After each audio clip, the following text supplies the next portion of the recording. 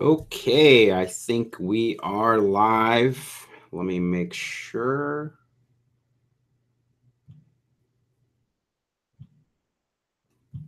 Yep. Awesome. Cool. We are live. Thank you guys for joining us for this week's call. We're going to get started here in just the next couple of minutes. So let everyone come right in. Looks like actually we have quite a bit coming through already. So I'm excited about today's call simply because it's another topic that I'm really passionate about. And so let me make sure, let's make sure we're good first. Um, so are we, can you guys see and can you see and hear my screen okay? Uh,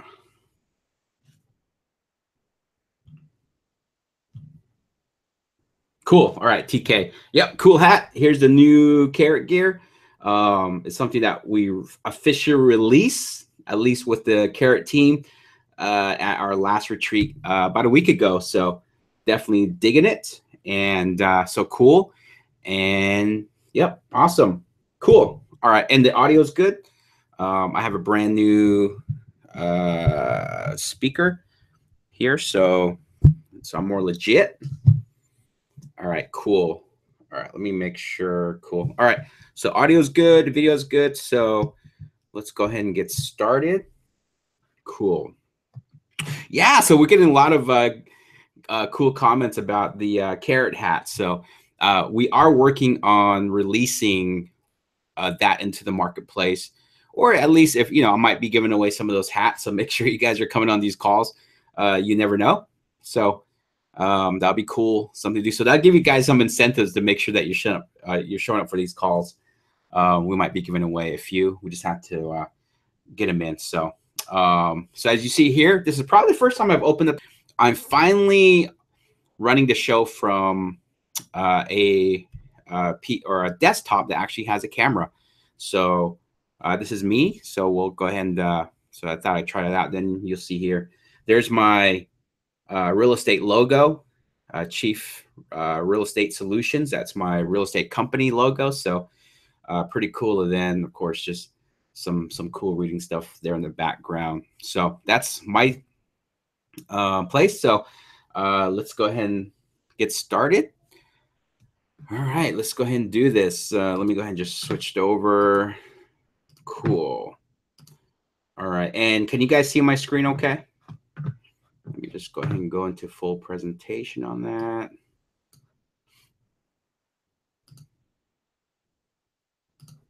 Okay.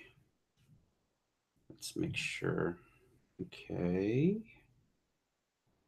All right, I want to make sure that this goes into awesome. Okay, cool.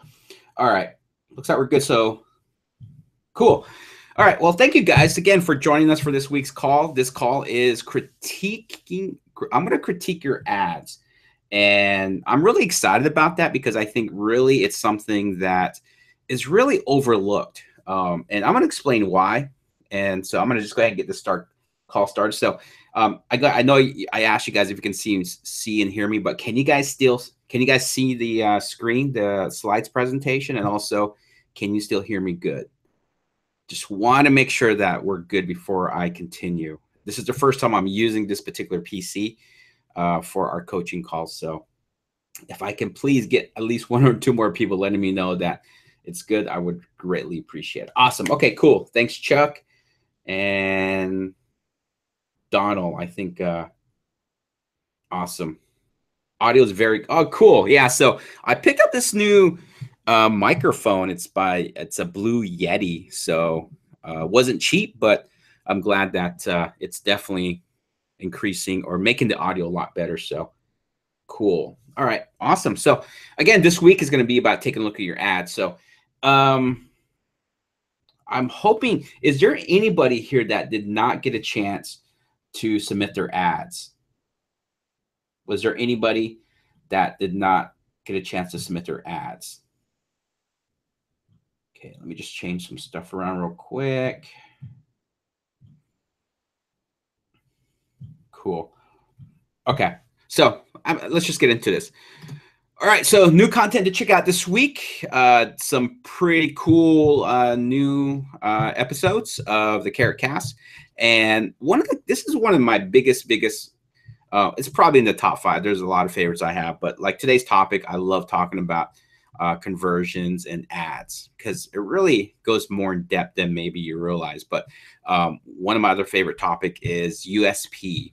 I'm famously known to say it UPS because that shows you the power of branding. I mean, with UPS, it just kind of comes out of your mouth that way. But love USP just simply because that's something I believe it's very, very important and probably more important than ever simply because there's a lot of members that are also in huge competitive markets that you just have to learn how to identify what that is if you want to stand out, especially in a cluttered market. So check that out over on the Carrot Cast. Also, Trevor breaks it down over in our blog section. Go into that, and he'll break that down in our weekly whiteboard. So if you're wondering what is USP, what is a unique selling proposition, and also how to create that, Trevor did an awesome whiteboard video that is well worth checking out. And I encourage everyone to make sure you guys are checking that out and watch that video. Even if you feel like you know what USP is, make sure that you're checking that because you might get a nugget or two just out of that whiteboard video. So make sure you're checking that out. And also the Carrot Cast, another Carrot Cast. And with this particular episode, Trevor breaks down Harvey Grunwald, probably saying that wrong, and get that done. So okay, Ellie, see if what you can do is see if you can send that over to support@oncarrot.com, and also just put in the subject line critique my ad. So I'll let the team know that should actually come over to me. So if there's anybody in this call that has not submitted their ad, any type of ad, if you want to take a screenshot, however that is, get that over to me and get that email that over to over at OnCarrot. Excuse me, guys. Support@oncarrot.com. I'm going to be honest with you. Like, I'm so used to wearing a headset when I've done these calls, but now because of this new microphone, it feels really, really different. So, so you guys will have to bear with me as I get used to that. It's just really weird doing it with no mic, no headset. So, cool. Yeah, Chris. Chris, I would head over to if you want to submit questions. If you're watching this on YouTube, what I would do is head over to help.oncarrot.com/coaching. help.oncarrot.com/coaching. That will actually be the live feed where you have access to the chat box. Unfortunately, there's really no way to do anything on YouTube. So,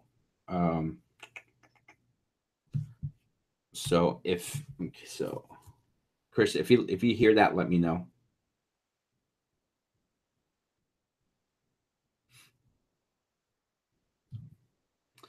I missed what we're supposed to send to support. If you have an ad that you guys want me to critique, send it through to support@oncarrot.com. You got to get that in right away, though. I'm going to get into that here in probably the next couple of minutes. So. Oh yeah, okay, Chris, gotcha. Yeah. You know what? It's so funny you said it because as soon as I said that, I said, "Wait a minute, how is he submitting his questions in?" But yeah, you're good.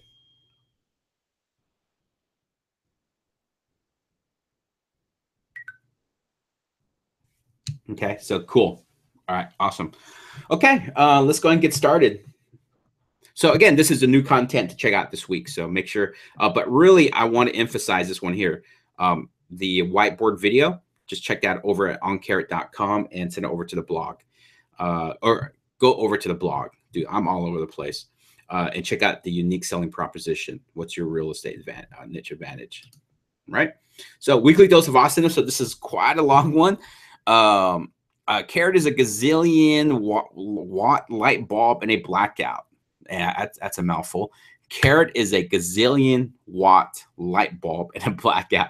The more I learn about it, read and implement your tools, the more I realize that I need to redo my whole entire self-hosted WordPress blog with the same exact strategies. Now that I have Carrot as my dedicated real estate websites, I'm about to give my WordPress blog a complete makeover from head to toe and just make a dedicated blog, just using it as a tool to drive traffic to my Carrot sites.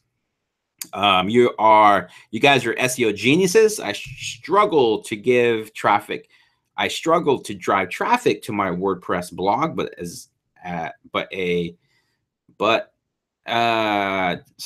just realize all your great tools, strategies, and tips put me in the fast lane. It's like going from a Ford Focus to a Lamborghini for $100 a month. Keep up the great work. I love it, and thanks for the great customer service. Even better than HostGator and GoDaddy. Your CEO just might be the Steve Jobs of online real estate marketing in the making. Great job, folks. Comes from Michael Wyatt. That came through our chat. So we get these almost every day, which we are so thankful.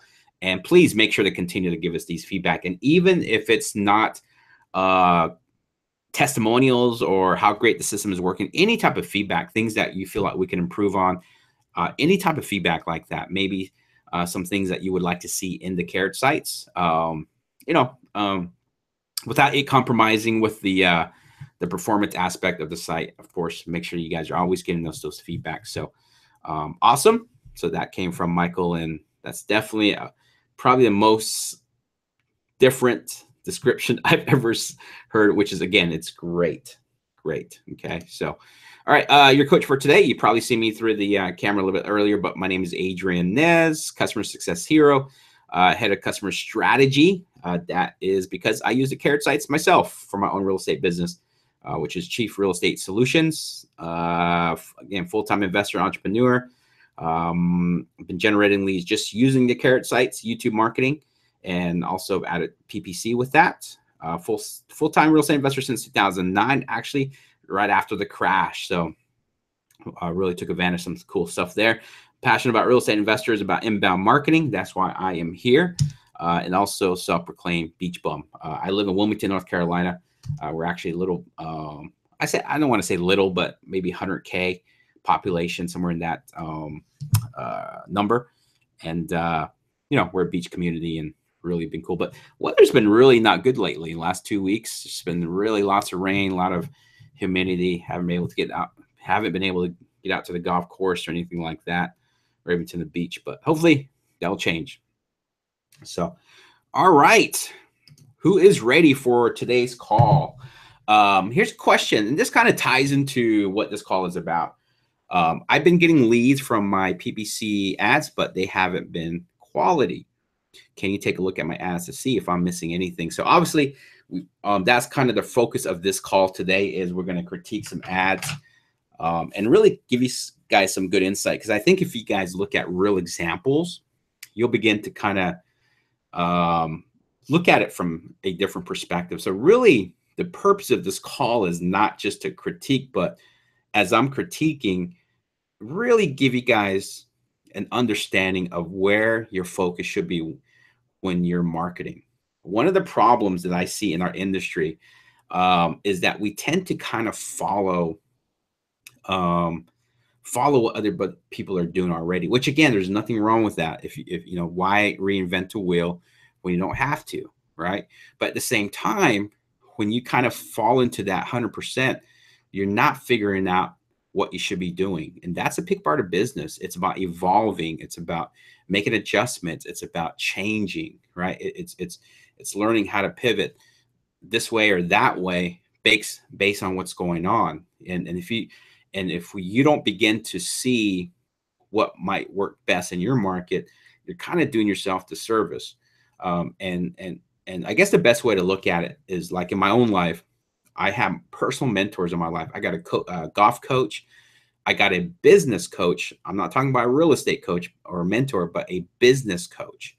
So I have these different coaches in my life, and Now, here's the thing. I don't want them to show me their blueprint. Okay. Now they can, and there might be some stuff I get out of it. But one thing that I love about mentorship is that they help me to think for myself so I can figure out what's best for me and my market. Okay. Because if you just kind of follow and copy other people, again, to a degree that's okay, but because you don't want to reinvent like Carrot, why go out and start your own website if you can leverage what we've already figured out? That's different. What I'm talking about is learning how to break down why something's not working instead of just coming to the conclusion something didn't work because you didn't get the results you're looking for, but learning how to really learn to break down what might have caused the lack of conversion, the lack of traffic. Why are people not responding? Okay, so this is a question that you probably have asked many times in all the campaigns you guys are doing. And the idea is I want to teach you guys concept on figure out on why it may not be working. That's one of the coolest things that I've learned with my coach, golf coach, actually, not a business coach, but golf coach. When we first met in our first session, he said, my goal is that anytime you go out to the golf course and you don't get the result you're looking for, if you're hooking the ball to the left or right, the first thing that should be happening and running in your mind, instead of just saying, oh, that was a bad shot and just moving on to the next thing, is thinking in your mind immediately, okay, why did that ball go left? What's wrong with the mechanic? Is there something that I'm not doing? Am I not shifting my body? Am I leaning too much forward? There's always a reason why the ball's going to the left, or why the ball's is going to the left or right, and why it's not going straight. So kind of the same thing. And that's really what this call is about. So anyways, so what we're going to cover is know what you want to achieve with your marketing. Do you have a great copy? And do you have a compelling offer? So that's kind of the sum of what we're going to discover. But really, it's kind of to help you guys to learn what to look for, what to take in consideration, and just not make it about throwing up an ad. Okay, so yeah. So who's ready for this call? And hopefully we'll get some ads that we are going to take a look at. So, but yeah, let's see how are we going to do this? All right, we'll figure it out. So, all right. Give me just a second. All right.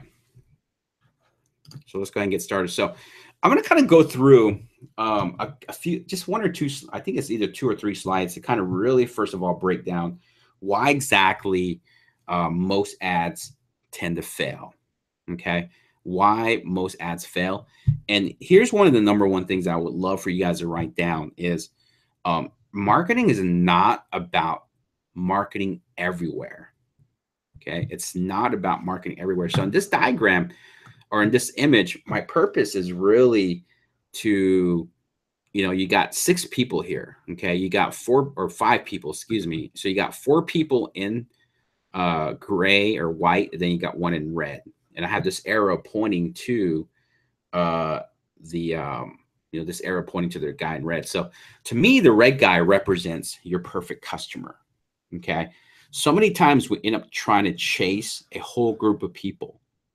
And really, out of that group of people, so in this case, there's 5, only one's going to be your ideal customer.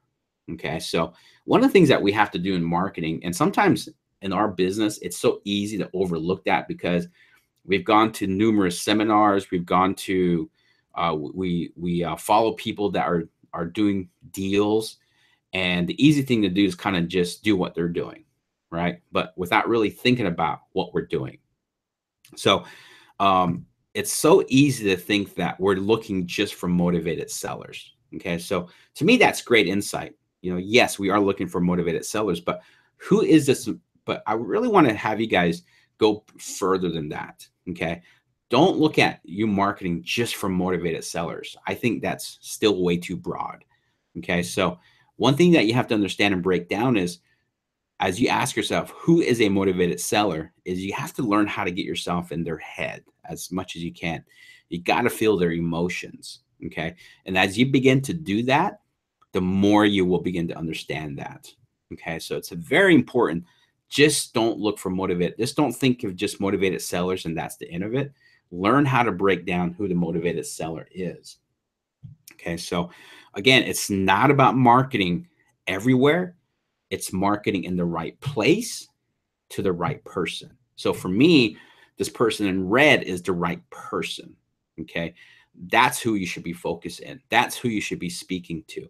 Because as you begin to target a large group without focusing in on who you want to target, you are going to reach a lot of people, but you're going to also, what comes with that is a lot of frustration, because you're going to see that you're reaching a lot of people, but very few people are responding.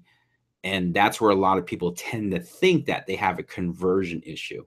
And really, it's not a conversion issue. To me, it's just a traffic issue, or you're just attracting the wrong people. Okay. So as an example, if you guys are fishing people, or let's say you like to fish and you're looking for trout and you hate catfish.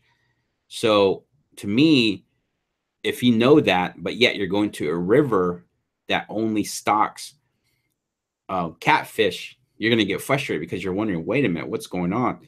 So no matter how much you change the bait, what fishing pole you have, or where you position yourself on the lake, if that whole lake is filled with nothing but catfish, but you're looking for trout, you're going to lead to frustration.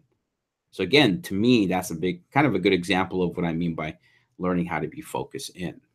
Okay. So again, learn how to have that mindset to be very specific in who you attract. Okay. And also, probably one of the biggest mistakes we make is we think that just because we get the eyeballs that we're going to convert. That's not always the case. So, and what I mean by that is, let's say that you're doing a PPC ad, and you're running the right keywords, you're writing great content, or your ads are great and on point, and you get people to your site. Okay, so many times we think just by getting people to our site, we think that it's all about what am I trying to say? We think they're going to convert automatically. That's not the case. It's one thing to get people through the door, but it's another thing to have them buy something. And that's no different when we're dealing with motivated sellers. Is just because they come to your site doesn't mean they're automatically going to call you. Doesn't mean they're automatically going to fill out the form, because they may have walked through the door, but there's still a lot of questions. There's still a lot of objection. There's a lot of fear. There's a lot of, suspicion. Okay. So why am I saying suspicion? Why am I saying fear? Remember, back to this number one reason, if you don't know your customer and their concerns, not just what they're looking for, because I know a lot of times we talk about communicating the benefit, communicating, what attracts them and what gets their attention. So again, that's a big part of it. It's knowing the solution they're looking for, but it's also knowing what are they concerned about. What's their mindset when they walk through that door, right? And that kind of leads me to this first, is that if you guys fail to understand your customer and understand their mindset, that's going to, because here's the thing, our mindset dictates the actions that we take, which of course determines the results. Okay. So me and you can understand that as a business person, as a wholesaler, as a rehabber, like we're always wanting to increase our mindset because we want to get different results. We want to go to the next level, right? But that mindset has to come at us continually to grow, educate, seek mentorship, or put yourself in front of people that motivate you and challenge you. So kind of that same concept. The motivated seller comes in with a mindset. Okay. So with that mindset really determines what they're going to do. Okay. So someone comes in with a fearful mindset, like, okay, is this a scam? Is this legit? unless that is changed or altered, they're probably not going to take action. That's why I say understand them first. What's their concern? What might get them to not take action? Because so many times as us as investors, we think that it's an automatic, right? People are just going to see our ads and you're going to respond. Hey, they're motivated, right? They're just going to, doesn't matter. But you know what? There's a lot of stuff that we have to help them overcome. That's what that's what I mean by mindset. So if someone possibly thinks it's a scam, you got to ask yourself, how can I get them over it?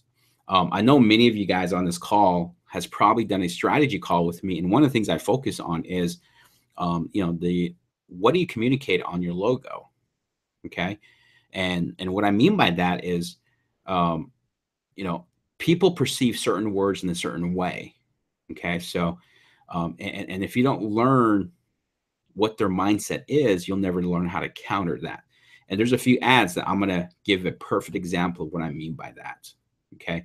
It's the mindset. How do they perceive you? How they perceive you. If you can understand how they perceive you, now you know what you need to overcome so they can take that action. Right. So, but yeah, so these are really simple things I want to cover. Again, learn how to be intentional, learn how to dial in, and understanding your perfect customer. Let's get out of the mentality that it's just about a motivated seller. Let's dig a little bit deeper when it comes to a motivated seller. Okay. Again, it's not about marketing everywhere. It's about marketing in the right place with the right person. And and I'm sure there's some questions about, okay, what do you mean by marketing in the right place? Um, I probably should say it this way. If you understand your perfect customer, you'll know where to market. So for an example, let's say that I'm selling an automotive magazine. Okay. Do you think that I'm going to sell more magazines at a bakery or at a auto repair shop or auto parts store? Okay. You know where they go to find what they're looking for. And you're simply position yourself in front of them. So that's kind of what I mean by, if you know your customer, you'll know where they hang out, and that's simply where you market. Pretty simple. That's why I'm big on Google. I'm very, very big on Google because that's just where people naturally go first. Okay. Um, like when you go to Facebook, when you go to Craigslist, is that your ideal place that people go to when they need to sell a house fast? Probably not. Now, I'm not saying that you can't utilize them. Knowing that it's not the ideal place, you just have to be more patient with it. You just have to understand that your ratio is probably going to be pretty high, knowing how many people you need to reach before you get that one lead. So for an example, like Google, one of the reasons why I love Google is because every lead could be potentially good, so the ratio is great. But Facebook, you might have to reach 200 people before you get that one solid lead. Craigslist, you might have to reach 500 people before you get that one solid lead. Because remember, it all goes back to the customer. Where does this customer go first? Okay. So hopefully that makes sense. Again, a lot of this is psychology, but at the same time, it's also making sure that you're dialing and knowing who your customer is, and then just follow their path. Pretty simple. And also, again, learn how to pull them in, and that's going to be kind of the purpose of critiquing your ads. What are some things you can do to pull them in? It's one thing that they see their ads, but you also have to pull them in. Okay. And then of course, back to understand their mindset as you do. You just got to do that. So, all right. So, yep. So let's dive right in. Let's see. Let me see. Give me just a second, guys. I'm going to try and find help. Give me just a second.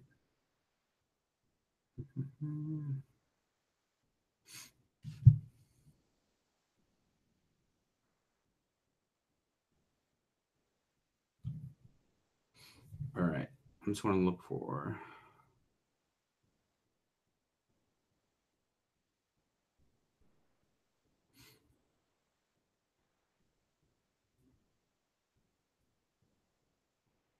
All right. All right. Cool. All right. So let's go ahead and get started with some of the ones that got sent through so far. Um. Okay. Okay. So let's do this. Okay. Hopefully you guys can see this.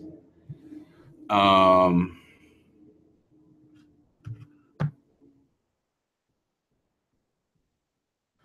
Okay. So also here, the reason why this one was brought up, and I'm glad this one was submitted, was also how you. So let's talk about Facebook first. Okay. So um, one of the things you have to understand with Facebook that's different from Google. Okay. And you have to understand this, guys.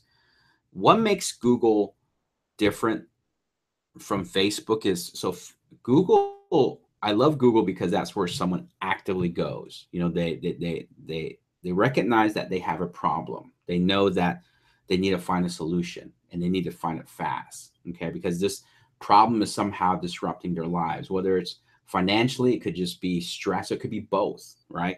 So the reason why I love Google is because that's where people are actively looking. And the reason why I love Google is because to me, it's not about trying to drive, it's not about creating new traffic. It's about positioning where your traffic is already. And of course, with Google, to be successful, you have to be on page one, right? So we've always said SEO is a long term strategy. It's about earning yourself to page one versus pay per click. You're buying yourself to page one, you know, with ads. Okay. So you're simply positioning yourself where the traffic is. Okay. That's what I love about it. Okay. So you're in front of them. And when you're in front of them, when someone comes to you actively, your message is probably going to be a little bit different from someone that you're trying to get someone's attention. Okay. So with Facebook, you're trying to get someone's attention because remember, people are not on Facebook looking for that solution. They're on there hanging out. Facebook, I've always said this, Facebook is like a coffee shop. Okay.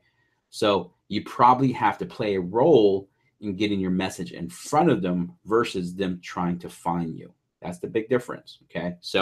Um, so you have to understand that. So there's different messages that basically you're selling your solution, and then there's going to be platforms to where you got to first get their attention, then sell your solution. Okay, because remember, it comes down to how people are finding you. Okay, so just want to understand that. Make sure that's something you always take in consideration. And Facebook, there's two ways that you can do that. Okay, the one that the one that you see on the left side, that's actually a retargeting ad. Okay. That's a retargeting ad. Okay. So the reason why I want to emphasize that is if you look at the ad, it's tough to see. I apologize, guys. This is something we're doing as far as getting some stuff done. So let me do this. Actually, you know what? Yes, I can fix that. Let's take a look. All right, so I'm just going to move this over here a little bit, make it bigger. All right.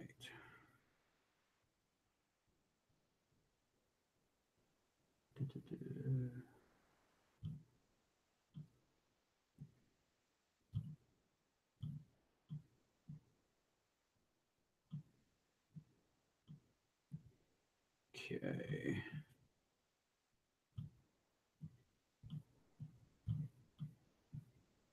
All right. Let's see.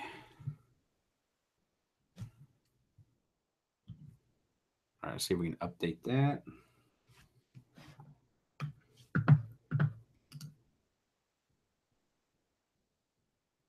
Okay.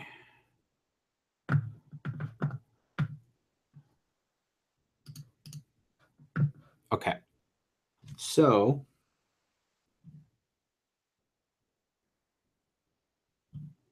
Cool. Okay, there we go. I'm just gonna make it a little bit bigger.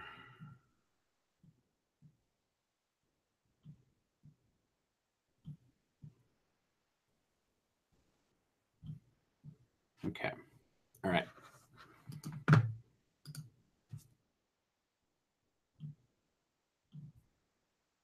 Cool. All right. So one thing to keep in mind is that with this particular ad is that this is a retargeting ad. Okay. And I like this particular ad simply because it kind of accomplishes different things. So the first thing I know these guys want to do is branding. Okay. So what they're doing is, first of all, putting their company name up here, Course to Home Solution, which is good. And then one thing I love about it is they're using pictures that they're looking directly into the camera. Anytime you use an image that someone's looking at you, that tends to catch the eye. So I'm always been a big fan of using pictures, preferably you looking at the camera, because as this is, remember with Facebook, it's scrolling down. So if you see someone looking at you, it's naturally going to catch your attention. Okay. So for me, one rule of thumb with Facebook is understand really it's about breaking pattern. Okay. Because remember on Facebook, you got all these moving components. Just things are moving down, you're scrolling.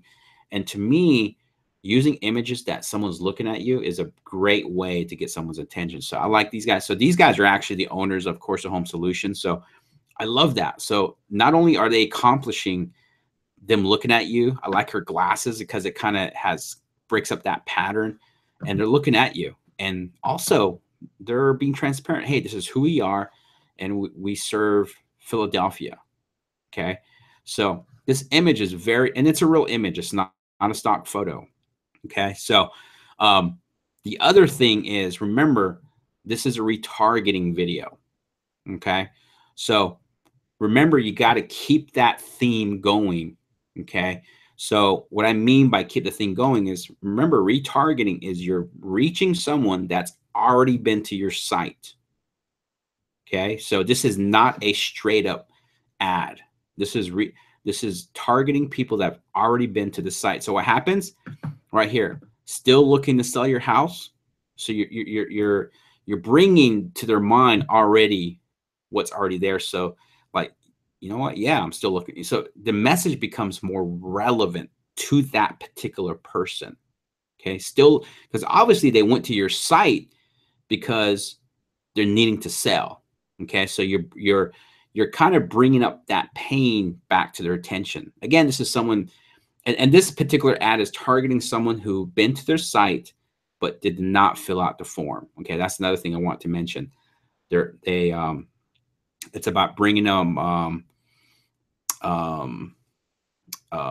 It's targeting someone that's been to their site but did not fill out the form. So this message is very relevant because that person came and didn't fill it out. So for whatever reason, they didn't engage into the site. Now, here's another thing too. Just because, reason why I like retargeting is, remember, most people are not going to be in the perfect place to fill out your form. That's why I love retargeting. We did a deal not long ago to where the lady, we've actually had multiple people tell us, is that they originally came to our site because we wanted to know, why did we capture them on retargeting and why didn't we not catch them when they first came to our site? Sometimes we think something's wrong, but you'll be amazed it's because of whatever's going on. So one particular one that stood out to me, she said, you know, I brought your information. I found your information while I was at work. I was on my break or something like that. But as soon as I was ready to fill out the form, something else came up and I just lost track. Next thing you know, it's the end of my day. And then by the time I got home, I realized I didn't finish what I started. But anyway, but what she ended up doing was she was on Facebook and of course we retargeted her, and she saw our ad. And because of that image that was familiar to her, she re-engaged, and she was so thankful because we saved her from having to research and start the whole process over again for her. Okay. So you'll be amazed how many times people will not engage with your website for reasons you may not think. you know, so that's why I love retargeting. So anyways, knowing that they're retargeting people, they start out with a message still looking to sell your house. So again, this ad becomes relevant. We can help you. You're seeing this, and we're bringing back to their memory. We're seeing this ad because you visited our website but did not get your offer. It's not too late. So you kind of give them that, you know, hope, encouragement. It's not too late. Come back to get your offer now. Okay, so it's a very simple ad that says, and let me see. I thought there was something else on top. Okay, there we go. I might have to refresh this here. Okay.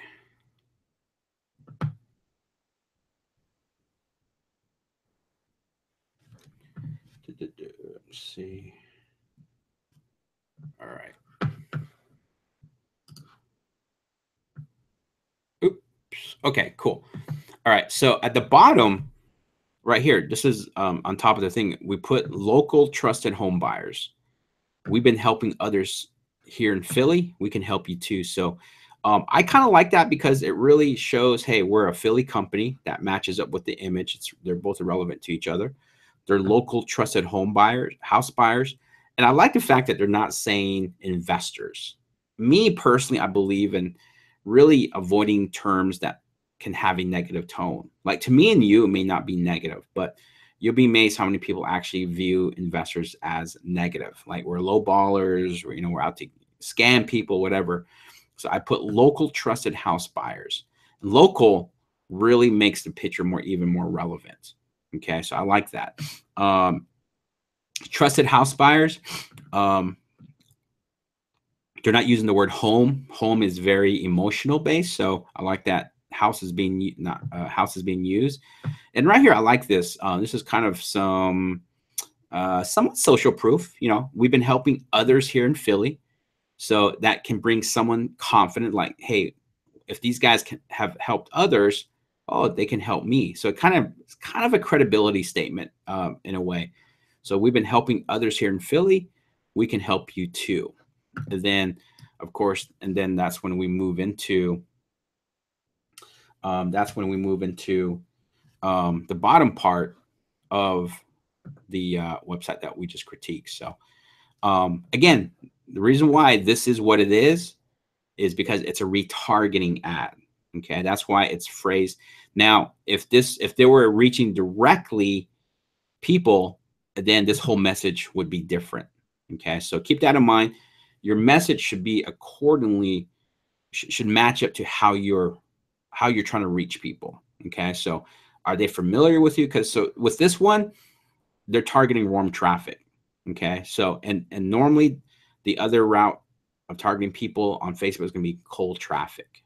And with cold traffic, it's it's a little bit harder. You kind of have to really learn how to communicate more of the benefits, what you offer, of course, some of the elements of this ad too. So, so cool. So we got that.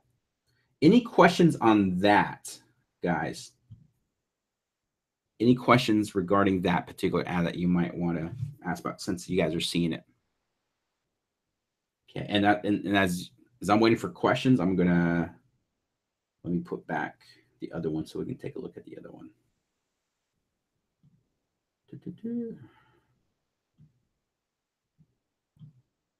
Okay, that's face.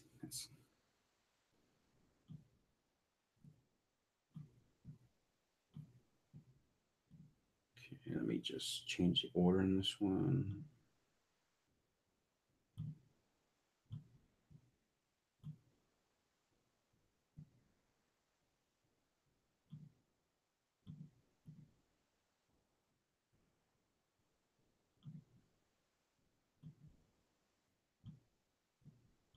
Okay. So let me kind of go over this here. Another thing that I've seen, since we're talking about, let's go back to so you guys can see the screen bigger. All right.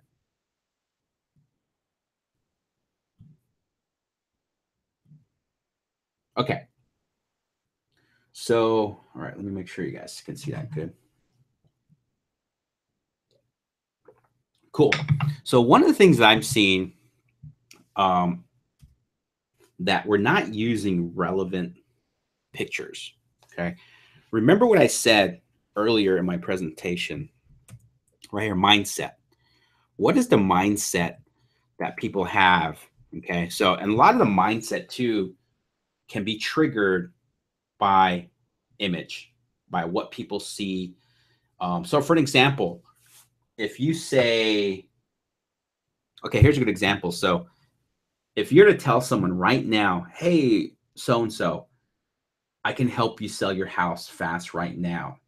Okay. Are most people are going to, so what's the first thing that people think that you are? Okay. I guarantee, I would say 8 out of 10, or maybe even 9 out of 10. I guarantee most people are going to think that you're a realtor, not an investor.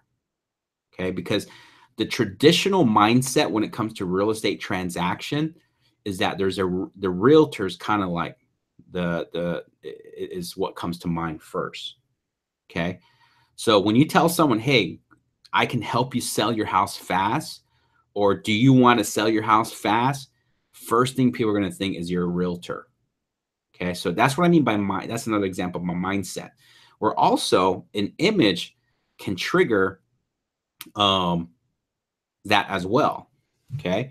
So with this one here is when you got to make a picture relevant to what your message is. They have to line up. So one of the things that I would encourage you, I don't know if I put it in here or not. Nope. So I'm going to caution you one thing, guys, is I would be careful. I would be careful in using images that people can perceive you as a realtor. Okay. Realtor. So what that means is stay away from pictures. I probably would stay away from pictures that are for sale, that has the for sale sign that say sold. Okay. I wish I had it. Let me see. I know I see a lot of investors using the image. I've done it. Okay. But I'm rethinking that. But at the same time, you gotta have to think about. Okay, here we go. Give me just a second. I'm gonna give you guys a good example. Give me just a second. Let me put this in here.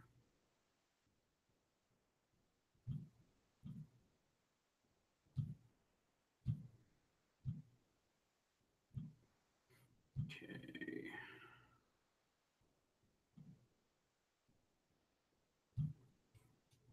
Okay, give me I'm gonna show you guys an image.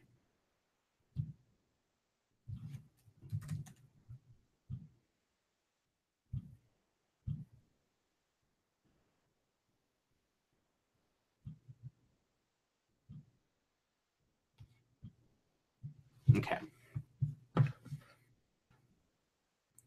Let's update this.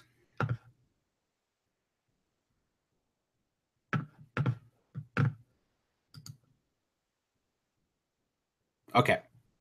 All right. So here's an image. So here's a good example. So we probably would think that using an image like this is relevant, okay, to when we run an ad that says we can buy your house as is. Of course, a lot of times, so I kind of get this, but this is how deep things get, guys. So I would be careful in using an image like this, even though you're selling visually the end result of what one's looking for, which is a sold property. Okay. But also I would caution you to look at it from this point of view. When you show an image like this to someone and they see this, who uses this type of, who uses this in their industry? Realtors. Okay. So if you're using a technique or something that's known in the industry, that's what people are going to associate you with. Okay. So again, this is big time psychology. So if you're using this image, you got to be careful. I would probably think a lot of people are going to associate you with being a realtor. Now, even though you can do a good job saying, "Hey, I'm a real estate, I'm not an agent. I'm a local cash buyer. We buy houses." Even though you can outline and communicate that through text, people are going to be fixated, or they're going to be sorry, they're going to really be focusing on the image. You planted this in their mind, and in that instant, they might think you're a realtor, because people who put up their houses up for sale don't use this. They don't use a sign like this. Even us as investors, we probably don't really do this. So, and the industry that does is a realtor. So if you're using this technique, be very, very careful of using this, because it can show that it might be misunderstood that you're a realtor. That's why, trust me, guys, I've seen people come to me and say, "Hey, you know what? I'm getting a lot of traffic from Facebook. I'm getting, I've 200 people have come to my site, but no one's opting in." And then I tell them, "Hey, let me look at your ad." And most times they're using an image that most people probably relate to a realtor. So what happens? These people probably are looking for a realtor. So they click on the ad. They get they're so fixed in on certain words. Remember, people scan information. They don't read. They scan information. Okay. So what happens? These people probably were looking for a realtor. They clicked on your ad. They got to your website, and come to find out, hey, it's one of those house buying companies, or I'm not looking for that. I'm not going to give my house away. So that's what I mean by the wrong traffic. Okay. So, yeah. So again, so sometimes you can use too much of a nice image. That's why we encourage to staying away from using stock photos. Okay. So, so you just got to really, really, be careful with that. Okay. So, yeah. So Kathy, what about drawings with a hand drawing? We buy houses sign. So, yeah, I mean, I think, Kathy, that is so effective, is if you're in a market to where there's a lot of people putting up bandit signs, because remember, it's about people making a connection mentally. So if you guys are in a market to where there's a lot of bandit signs, so you can't go across town without not seeing a bandit sign, and then, yeah, definitely use those images, because those images, people know what those images are, so they're familiar with it. Okay, so I think you'd be good. And it's one of those things you just got to test too. You got to test it. So, so does that make sense, guys? I know this is really, really, it's really deep in terms of psychology wise, but does this make sense? Please, let's get some feedback. Does this make sense how an image like this can perceive the wrong message? Okay. So again, I'm really wanting to teach you guys more of the concept. Okay. So let me know this is helping and that it makes sense. And hopefully it's an eye opener. Okay. Because it's little misunderstandings like this that can cause people not to click on your ad, or they think you're someone else that they're actually looking for, but then come to find out is you were not that. Basically, you weren't what they were looking for. So, all right, awesome, Chuck.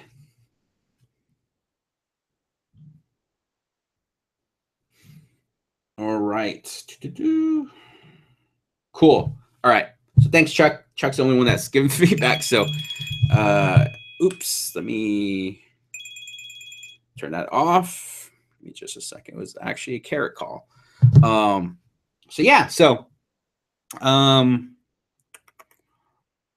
that makes sense right there, guys. Is image plays a big role. What's the perception that someone might have? That's why it's so important that you guys take that extra time when you're loading up new ads.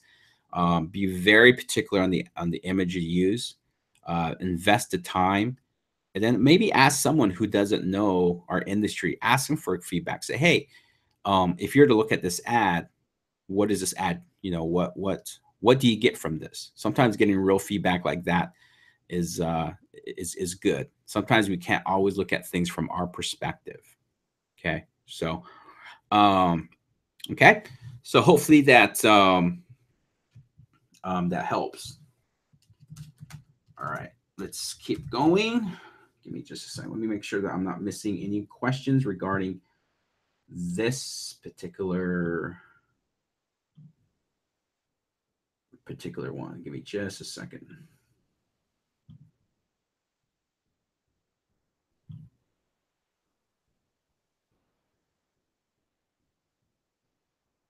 Okay. All right. So, cool. All right. Yeah, I try to show my ads to friends and my family, and it helps to see how they perceive the ads. Exactly. Because remember, guys, it's about perception. It's about perception. You know, back to, again, I'm going to always come back to this. People's mindset will always dictate the action. So that means whatever people's mindset is of your ad, your website, your message will always determine what next action they take, even if that means them hitting the back button. Okay. So, Craigslist. Okay. All right. So here's kind of Craigslist is, first of all, you have to understand. One thing I like to do is, first I like to understand what the platform's about. You know, sometimes we go on Craigslist and post ads because people tell us to. You know, we learned that in some course. We've learned that in a seminar. People say Craigslist because it's a free platform. Okay, so, and I'm not saying Craigslist is bad, but you also have to understand the reality of. You have to understand also, you know, where are you advertising, right? Where am I at? Am I advertising where my perfect customers at? Okay, so first thing I like to do is determine what is the platform. Okay, so let me see what is.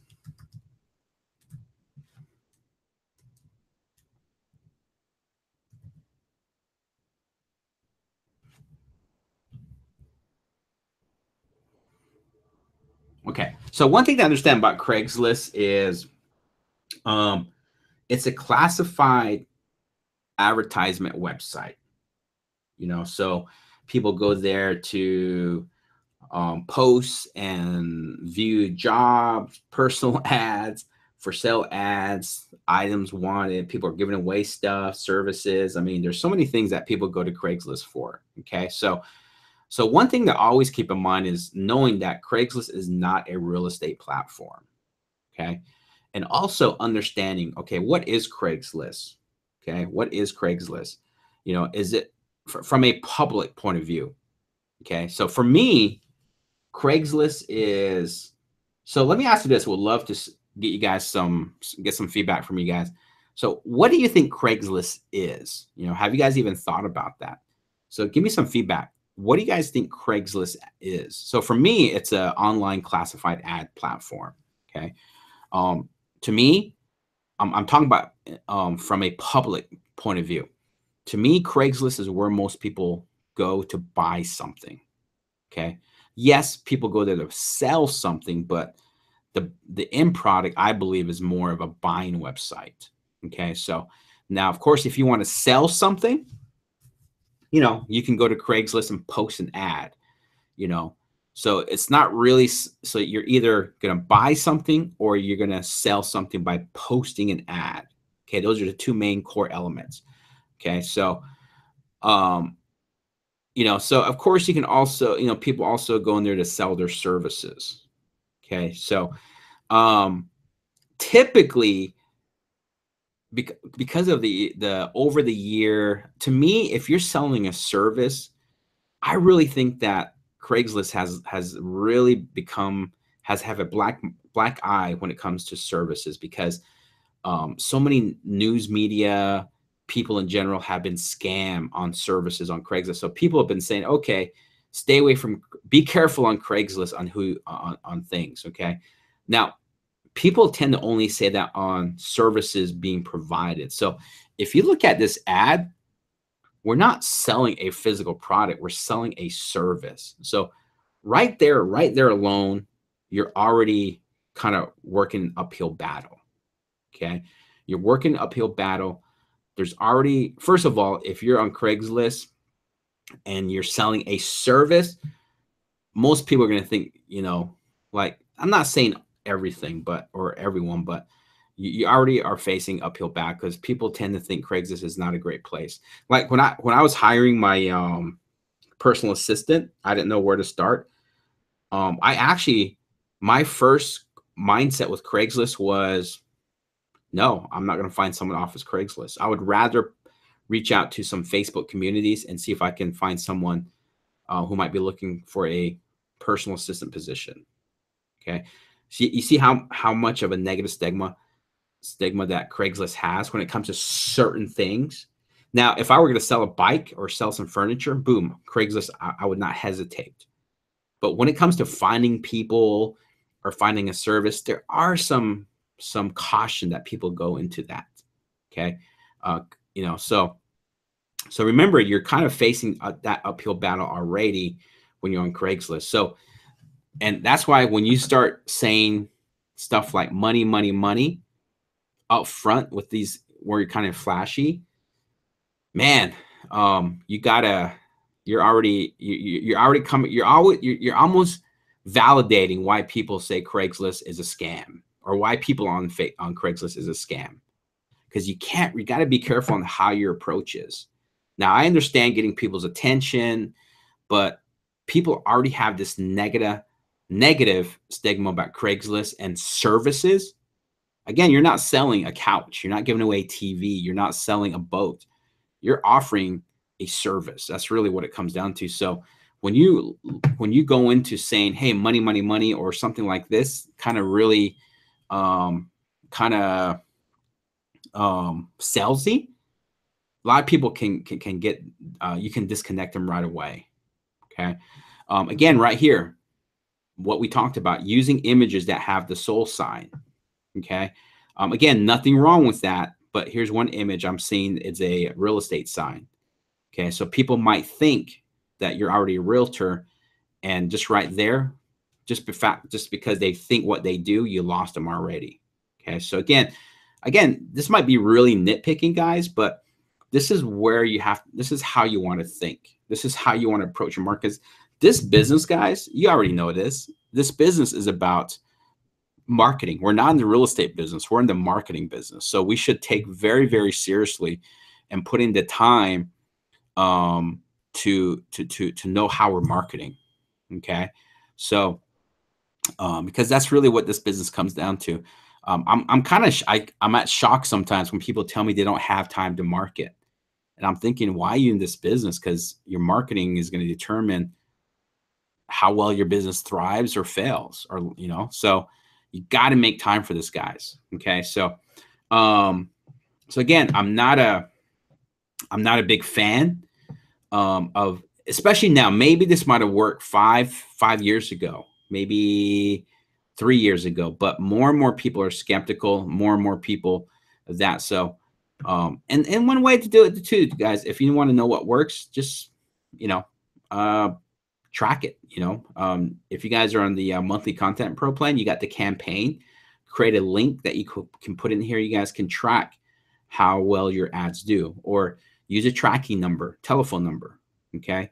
That you want to do, put a phone number and see what ads might create the most calls, or create a link that you can always tie where that lead came from. And if it came from this, hey, who knows? In your market, it might work. So everything I'm saying is not solid. I'm just saying some best practices and how to have that mentality when it comes to marketing. Okay. Just really be more intentional, but you'll be surprised though. Sometimes this might work well. You just have to test it, so, so again, it's always understanding what's people's perception, and in some markets, Craigslist is great. Some people just don't trust it in some markets. So that's the one thing too, you have to understand. All right. So you just got to be very, very intentional and just really learn how to break down. But again, it always comes down to image, making sure you're using the right image, and also how are you wording stuff? Are you coming across too gimmicky? Because remember, people are already walking into our services almost skeptical. So we don't want to put fuel on the fire to that, them being skeptical. We want to learn how to turn and change their mindset. And then create that easy path for them to connect with us. Okay. So that's one thing I'm not sure how much I covered, but mindset. Remember, guys, people are coming to us skeptical already. Okay.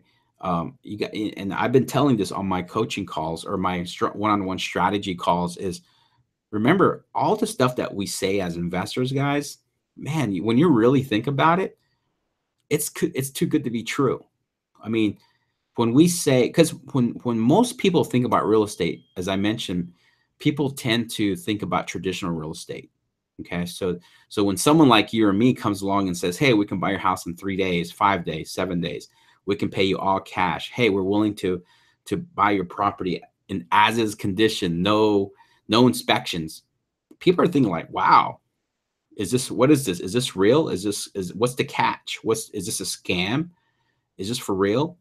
So what process there is and what we do might come very easy to us and no big deal to us, but to the natural person who has no understanding, it's a big deal to them. So we have to make sure that we're confronting those concerns that they have. And so, so you don't want to immediately try and sell something to someone who already is having doubts about you. You have to learn how to start conversation, building that rapport, building that trust. That's why we talk a lot about unique selling proposition, building that credibility, tying that credibility into your website, being transparent in who you are, making sure your company page is complete, putting a picture up of yourself, introducing yourself, so those are reasons why we really emphasize that, because it goes back to understanding the mindset of a motivated seller, which comes with them being very skeptical. So those are the things so those tie in together. That's why we really cover that. So, so let's see, Adrian, I've seen my own rank one for certain too. Yeah. I mean, what happens too when you, this is actually, I'll come back to that, Paul. I don't want to get off course. That's a good question though, but okay.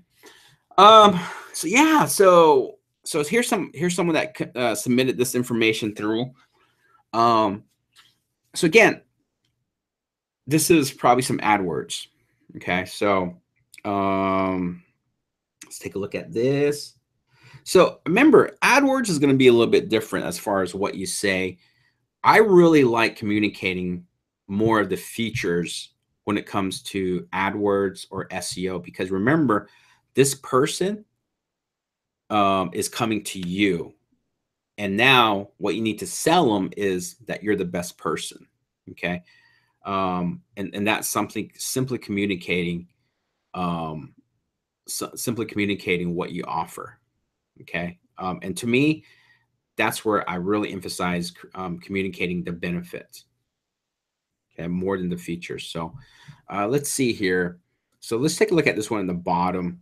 So we're buying any houses, get a fast, no obligation offer. Okay. Close on your terms, have cash in hand fast. Okay. So it's not bad. I mean, this is on the mobile version, it looks like. We're buying any house. So AdWords is a little bit different. So there's a lot of different variations. First of all, to be successful with AdWords is you first need to choose keywords that are very relevant to who you're trying to target. So that means if I'm looking for a motivated seller, I'm probably not going to use keywords that are too broad.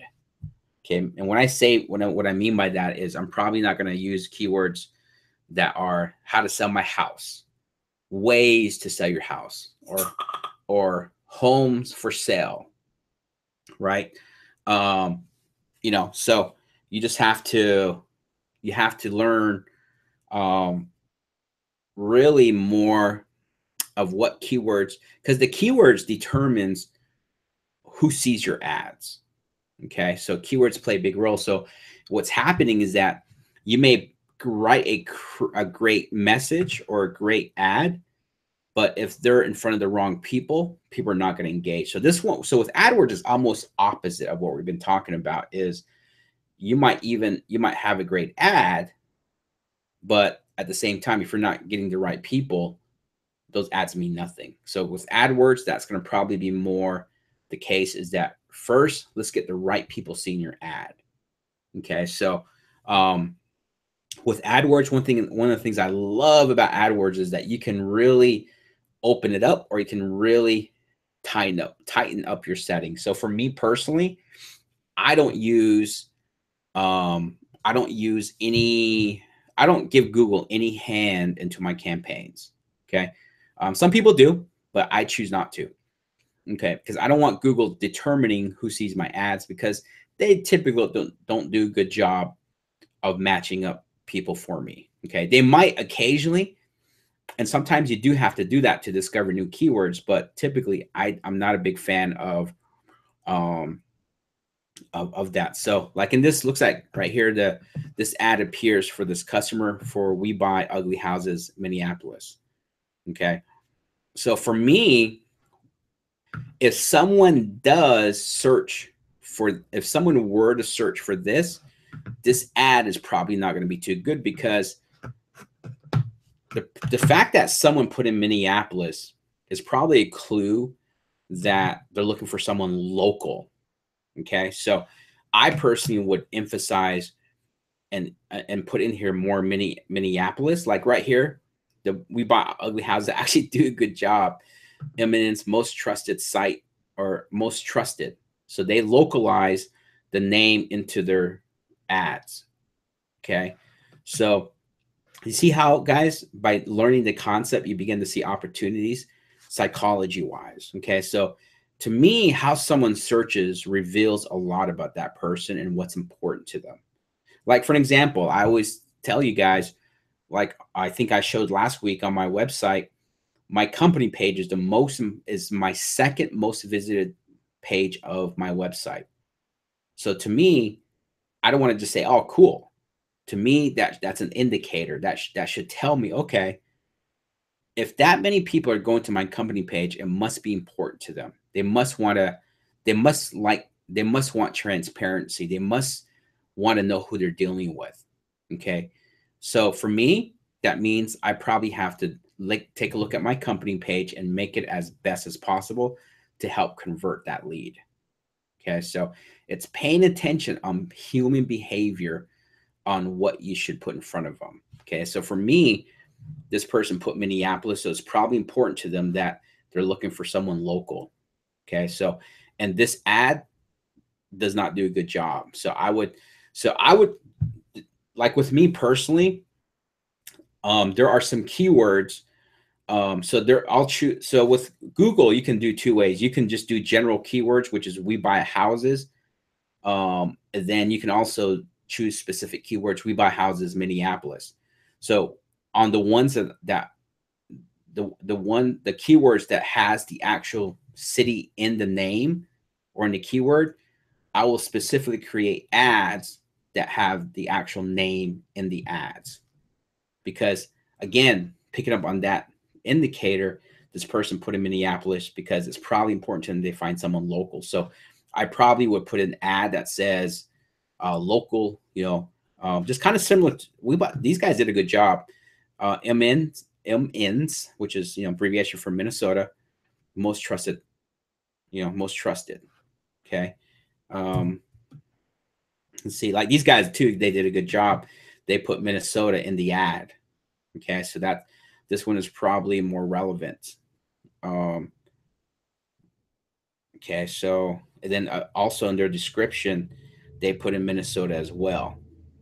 Okay, so they did a good job of really matching up to this person's expectation, and these guys didn't really. Okay, now I like the fact that they put in a 612 number, so if people are familiar with that, that can help too. But overall, it's the mention of the city within the ads that can make a difference. Okay, so again, it's paying attention to stuff like that too. So that's a good one. Right here, Sell My House Fast, Minneapolis. So this is their ad. So they definitely do a better job on this one here. They put in Minneapolis.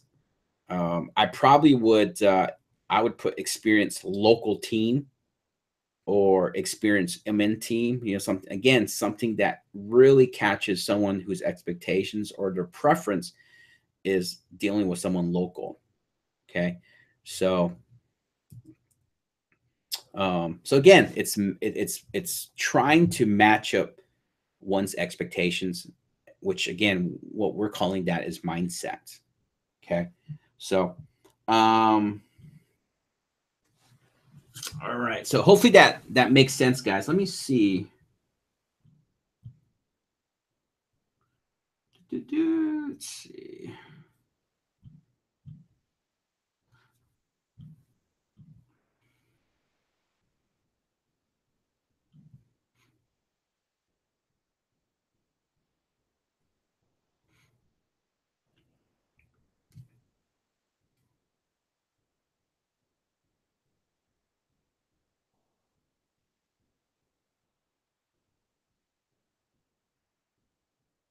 All right. So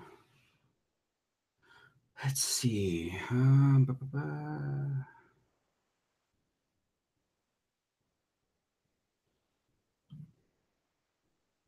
All right. I'm not seeing any.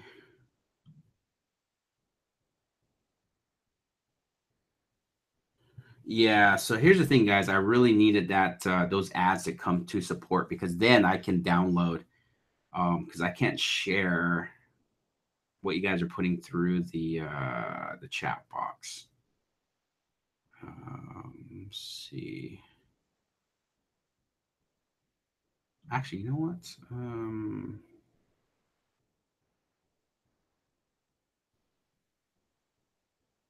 So, let's just so, Thomas. I know you had sent through.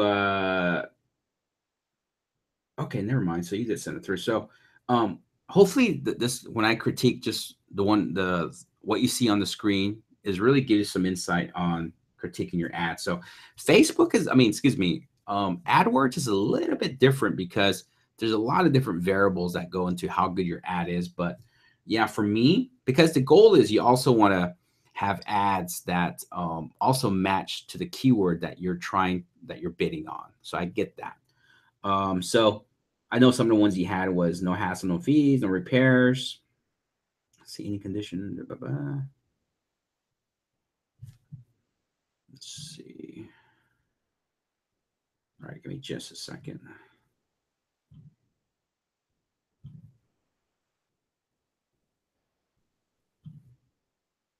All right, give me just a second. See if I can upload this. All right, any questions so far? Please, let's kind of get some engagement coming through.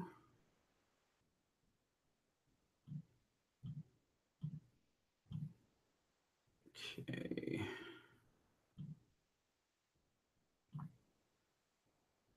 Let me see. Duplicate. Give me just a second, guys. I'm gonna.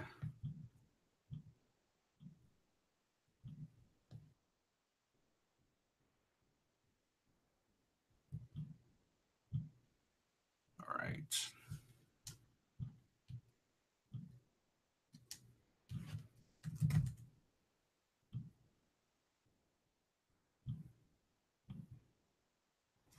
All right. I'm gonna add one more image.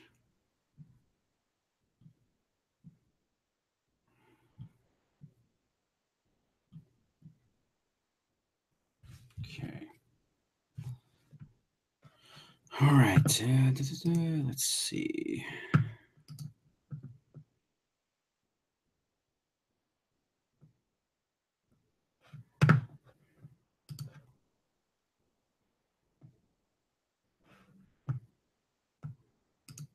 Okay. Here's one.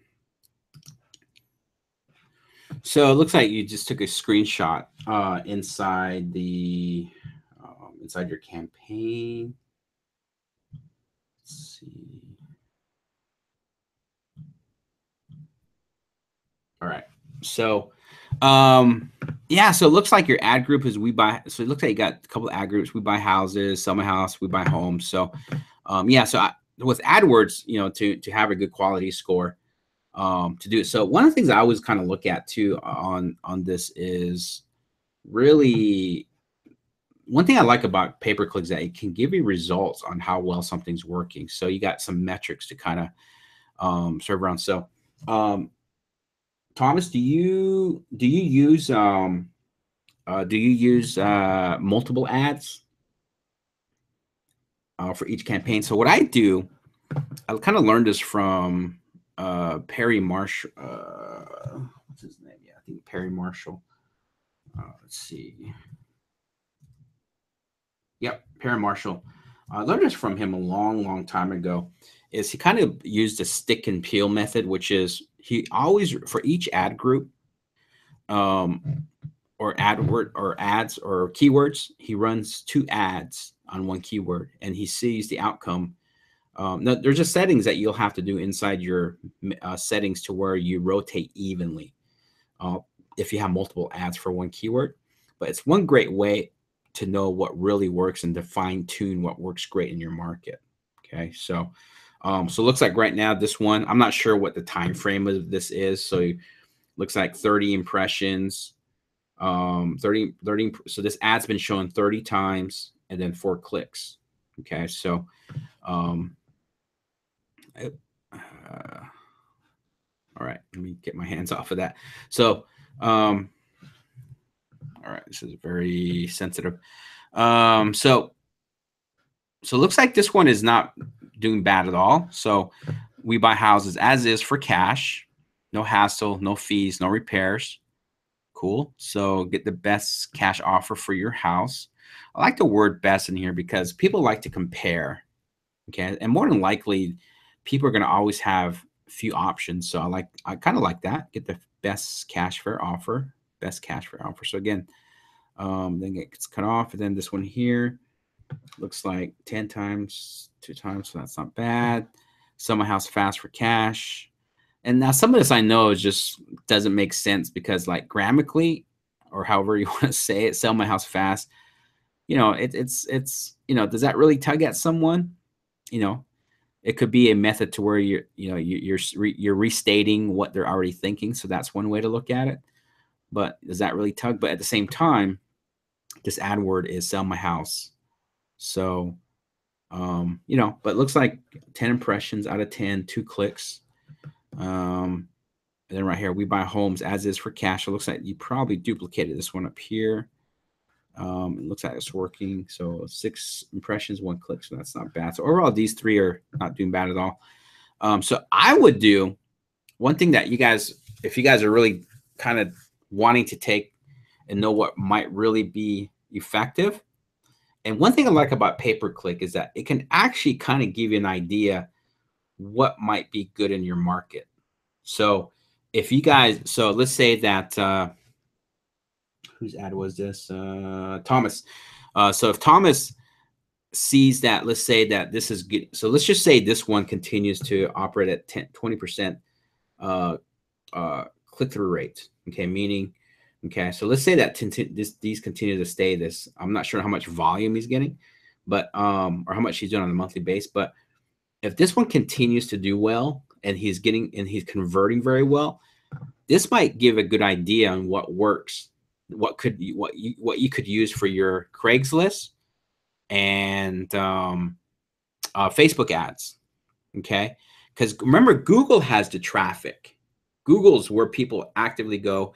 And if you've seen that some of your ads are working well, those are good indicators on what you could potentially do on your Facebook and your Craigslist. So have you guys ever seen, have you guys ever heard of the 4-Hour Work Week by Thomas Ferris? You guys familiar with that? Yeah, Thomas, I totally get that. I figured. So that's kind of the give and take. Sometimes you might sacrifice quality score because you can't put in your exact keyword in your ad the way you want it, or you put in your exact keyword the way you want in your ad. It might throw off the message, but you get a better quality score. So there's always that mix. But here's my point of using pay-per-click as a good way to see what might work great in your market is Tim Ferriss actually got the title, the 4-Hour Work Week from doing a test on pay-per-click. Okay. Now it's a little bit more advanced, but this call is an advanced call. So I'm just going to put it out there. So one of the ways you can do is if you guys are currently doing pay-per-click and you guys are getting good results, or you guys are getting a lot of impressions, okay? A lot of these where, because remember, impressions are shown by Google depending on the settings of your keyword too, that plays a role. So if I was getting a lot of impressions for a certain term, that probably means people are responding to that because they're putting that term in. Remember, Google AdWords only shows when someone puts in the right term. Okay, so if you guys are getting a certain high impression, so let's just say that Thomas, this because it looks like you're getting a lot of impressions for this particular ad. So it might be a good idea that if you're doing Facebook ads or Craigslist, that you use these same terms. Okay, because if a lot of people are typing this in however your settings are, you're getting a lot of activity. You probably want to run this across Facebook and Craigslist. Okay. So does that help, guys? Does that make sense? Okay. All right. So that's a little hack that I would try, guys. So Thomas, I'm not sure if you're doing Facebook or Craigslist.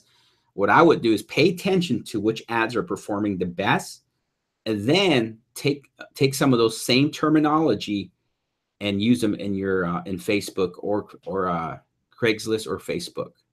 Okay, because obviously they're popular for a reason. All right.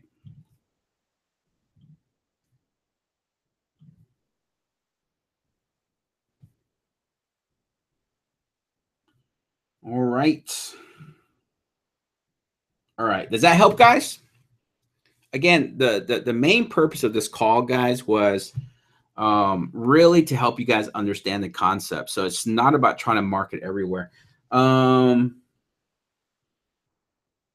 Steve, how you doing, buddy? So my ad. So let me see how I can do that.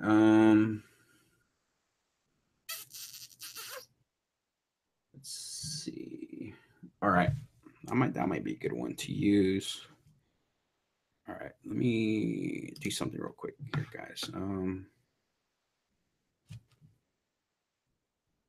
right. Let me do something real fast. Okay.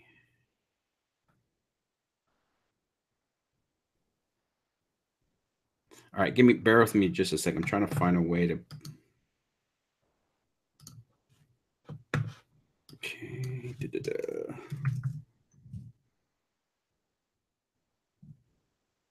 All right, give me just a second, guys. There's one more. Does anybody have a link to an ad?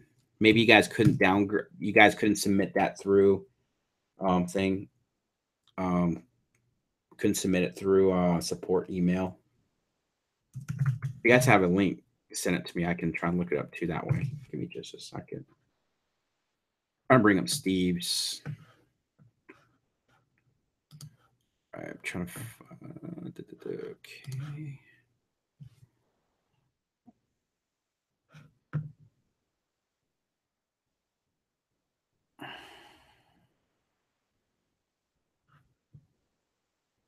Yeah, Ellie, I'm not seeing that. You sent that through to support, you said? Okay. Let me see if I can find it real quick here. Give me just a second.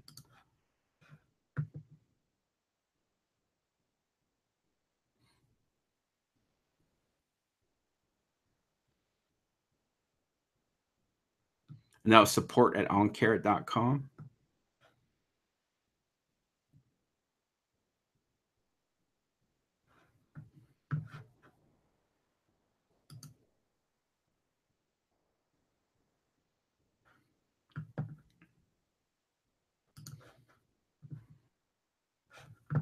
Let me see. Let me see if I can find it. Any questions, guys? I'm looking for some information real quick. So this will give you an opportunity to think about some questions. Oh, okay. Here we go. All right. All right. Give me just a quick second.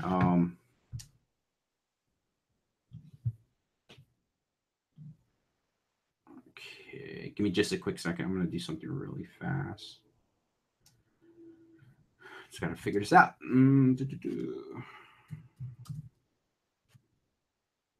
All right, I know you guys have questions, so this will be a great time to send that through.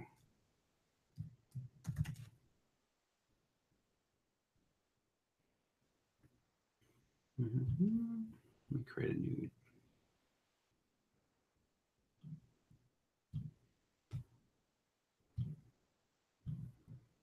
So I'm going to take a look at Ellie's, and then take a look at Steve.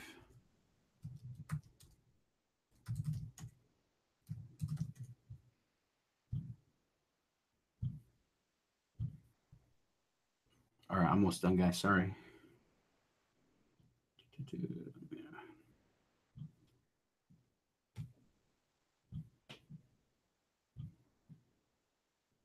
Okay, yours is a little bit tough because you gotta have a bunch of.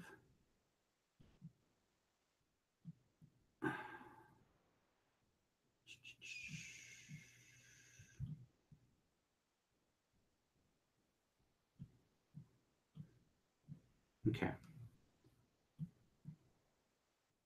going to stretch it out a little bit. Okay, so, okay, let me get rid of this real quick.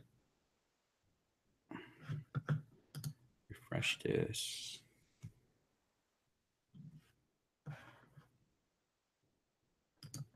All right, let's go back to that.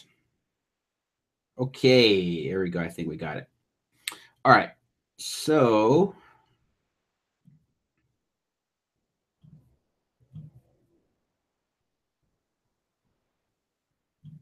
okay, so here's Ellie. So let's take a look. So Ellie, where are you marketing? Where are you guys marketing? Where are you guys putting these signs at, or these images at? Let me know.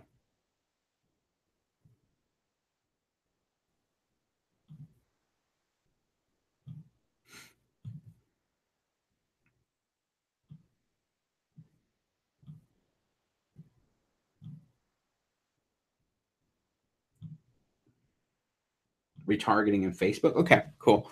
All right, let me take a look. When you say retargeting, are you talking about retargeting on Google or retargeting on Facebook?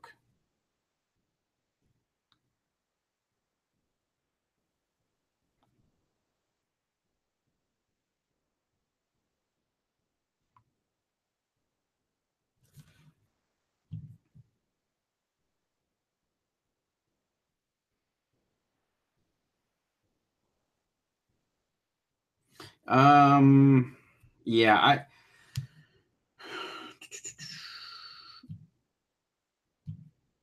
all right. So let me just take a look. So retargeting from AdWords and Facebook and website.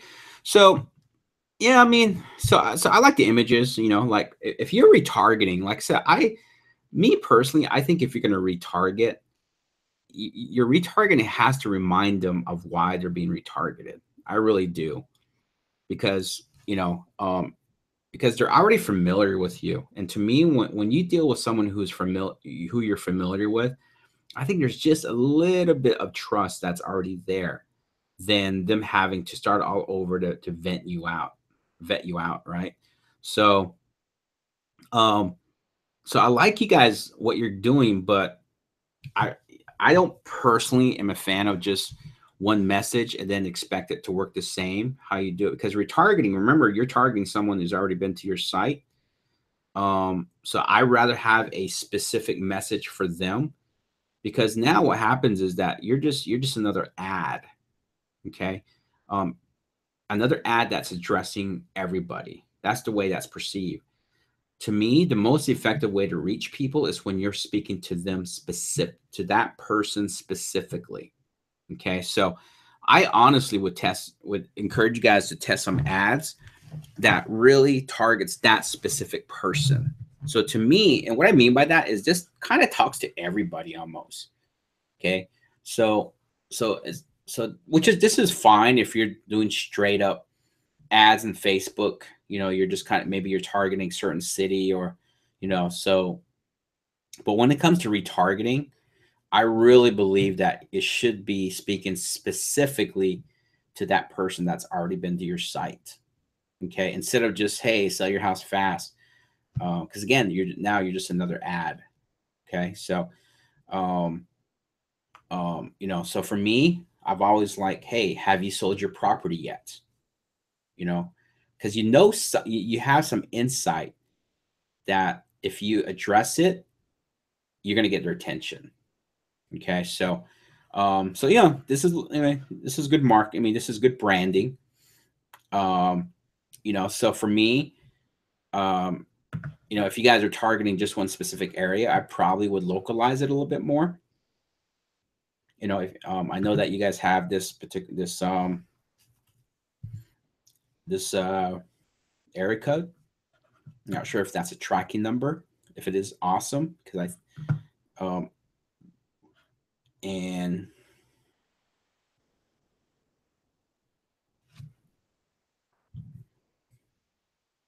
yeah, I mean they're good. They're good. I mean, to me, it's get a fair offer in 1 hour at top price. Me personally, I like to use fair price better than top price. Because here's the reality of it. I mean, sometimes we get so caught up in things that sounds good, but the reality is that most people kind of will see through marketing. People aren't dumb, and I'm not saying that you're trying to make people dumb. I'm not saying that at all, but sometimes it's almost you got to be real with people. Get a fair offer in 1 hour at top price. Okay, so what does top price mean, right? So those are things you want to critique. So pay no commission, pay no closing costs, make no repairs, sell in 7 days or less. No rush to move out. Um, and one thing I probably would address here is sell your house in 7 days or less. No rush to move out. So that's kind of, I mean, again, that sounds like I'm really nitpicking, but you want to make sure you're utilizing every opportunity. So this one's kind of contradicting itself, I believe. Sell your house in 7 days or less. No rush to move out. Okay, so what I would do, remember also it depends on the condition of your market. That's another thing I want to mention is your marketing should match the market condition. Okay, so if you're in a seller's market, sell your house fast. Fast is probably not. There's probably no incentive to that. There's no, it doesn't tickle them because you're in a seller's market. So I probably would maybe focus more on sell your house without the hassle. Okay. Remember, the keywords you're optimizing for with the website is going to get the right people to the site, first of all. Okay. So remember, you're not trying to optimize. Your ads are more optimized to convert, not rank, right? So I would put sell your house without the hassle. Okay. Fast in a seller's market, to me, that's just not appealing. Okay. Um, and maybe top price does work well in a seller's market. Okay. Because everyone is competing. They know they can get multiple offers. So maybe top price can draw them in. Okay. Pay no commission, pay no closing costs, make no repairs. Sell in 7 days or less. I mean, that's something to reconsider. I know it's a great appeal to where what I would do is, sell in the time frame, or something that sell in 7 days based on your market pass. Is that really a true benefit in your market? Some people may not be ready to. Some people might not be ready to sell in 5 or 7 days. Okay, so you got to find a way to communicate to where you're covering yourself on both ends. Meaning now this you're kind of working with with very little, with not very much room because you don't want to clutter up everything. Is sell in 7 days or less.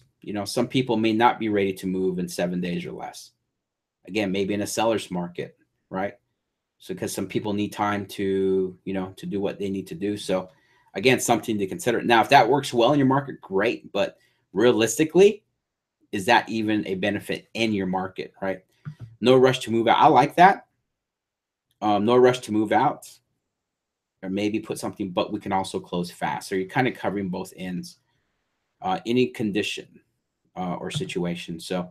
Um, so again, a lot of so I like the fact that there's a lot of features, but I really would kind of get more of more benefits in here because people are more moved by benefits than features. Okay, so a feature would be sell your house without hassle. That's a benefit. Okay, a feature is telling more about what you do, and sometimes that can be effective, but for the most part, doesn't tickle people. What tickles people is what's in it for them. Okay, so pay no commission and pay no closing costs equals more money in your pocket. Okay, make no repairs, meaning meaning avoid inspections. So remember, communicate the benefit more. Now I know it's tough because you guys have little room to do it, but um, again, you just got to really take in consideration the state of your market to really know what will be effective. You don't want to always have that same fast cash close quickly. So again, that is effective. That's good, but don't always run on that on default, guys. Learn how to break down what will work in my particular market. Okay, um, so hopefully that I think I gave you some. So some benefits would be pay no commissions, or closing costs equals more money in your pocket. That's the benefit. More money in your pocket. Make no repairs, no inspections, or something like that. Uh, I'm just as an example. I know we're kind of going away from it, but we can close in 7 days, so you can be done. So be done with the stress quickly. That's a benefit. What do they get out of it? There's features and benefits. Features is what you do. Benefits is what's in it for them. Okay. So for an example, if you're selling AC product, people might, a feature would be this product blows out blah blah blah amount of degrees. So that's a feature. A benefit would be so your house is kept cool, right? So people don't want to know the technicality per se, even though that's good information.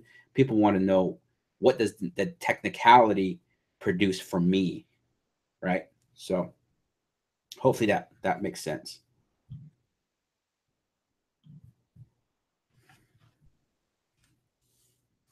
Okay.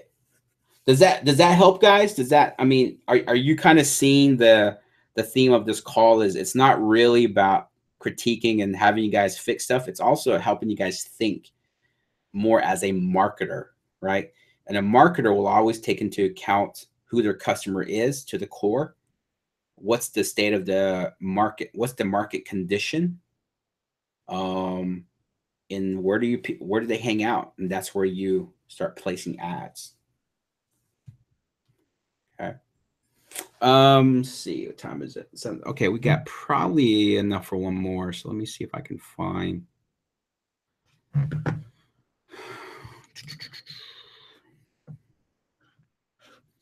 Let's see.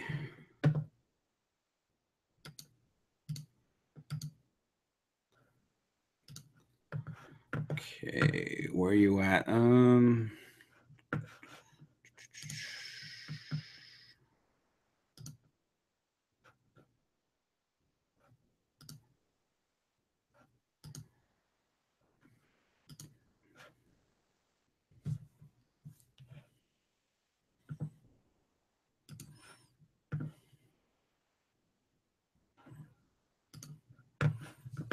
Okay. All right. So here's one that came through from from Steve. Let's see. Okay, let's make sure. Okay, cool. So, and the reason why I wanted to share this with, I'm not going to be really too concerned with what the ad critique, but I want to kind of talk about this more about. Let me see if I can expand this window real quick here. Make it easier to see.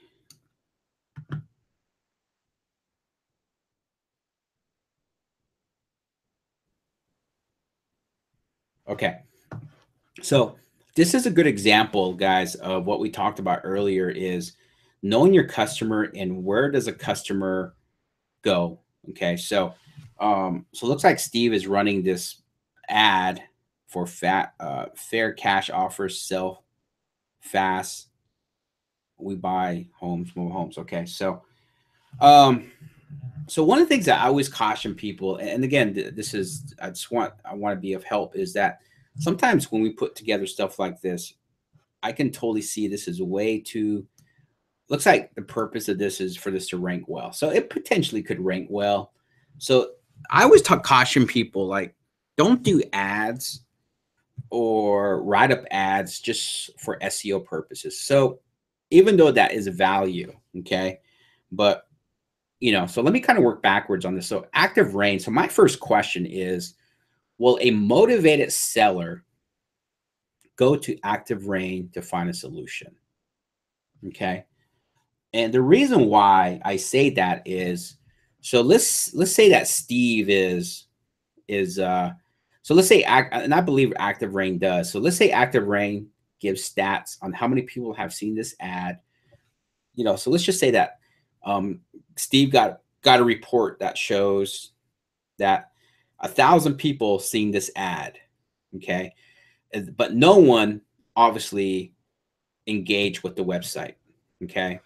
Um, so Steve sees all this activity on this ad, but there's been really no conversion. No one's clicked on it, and maybe this page is even ranking okay, right? But here's the thing: the question you got to ask yourself is, are people going to active rain to find a solution? Is a motivated seller. So let's say I'm a motivated seller. I found out I inherited the property and I now I got to find a solution. Okay. Stats say, the statistics say that most people will turn to Google when they're looking for information or a product or service pretty quick. That's why Google is great. Okay.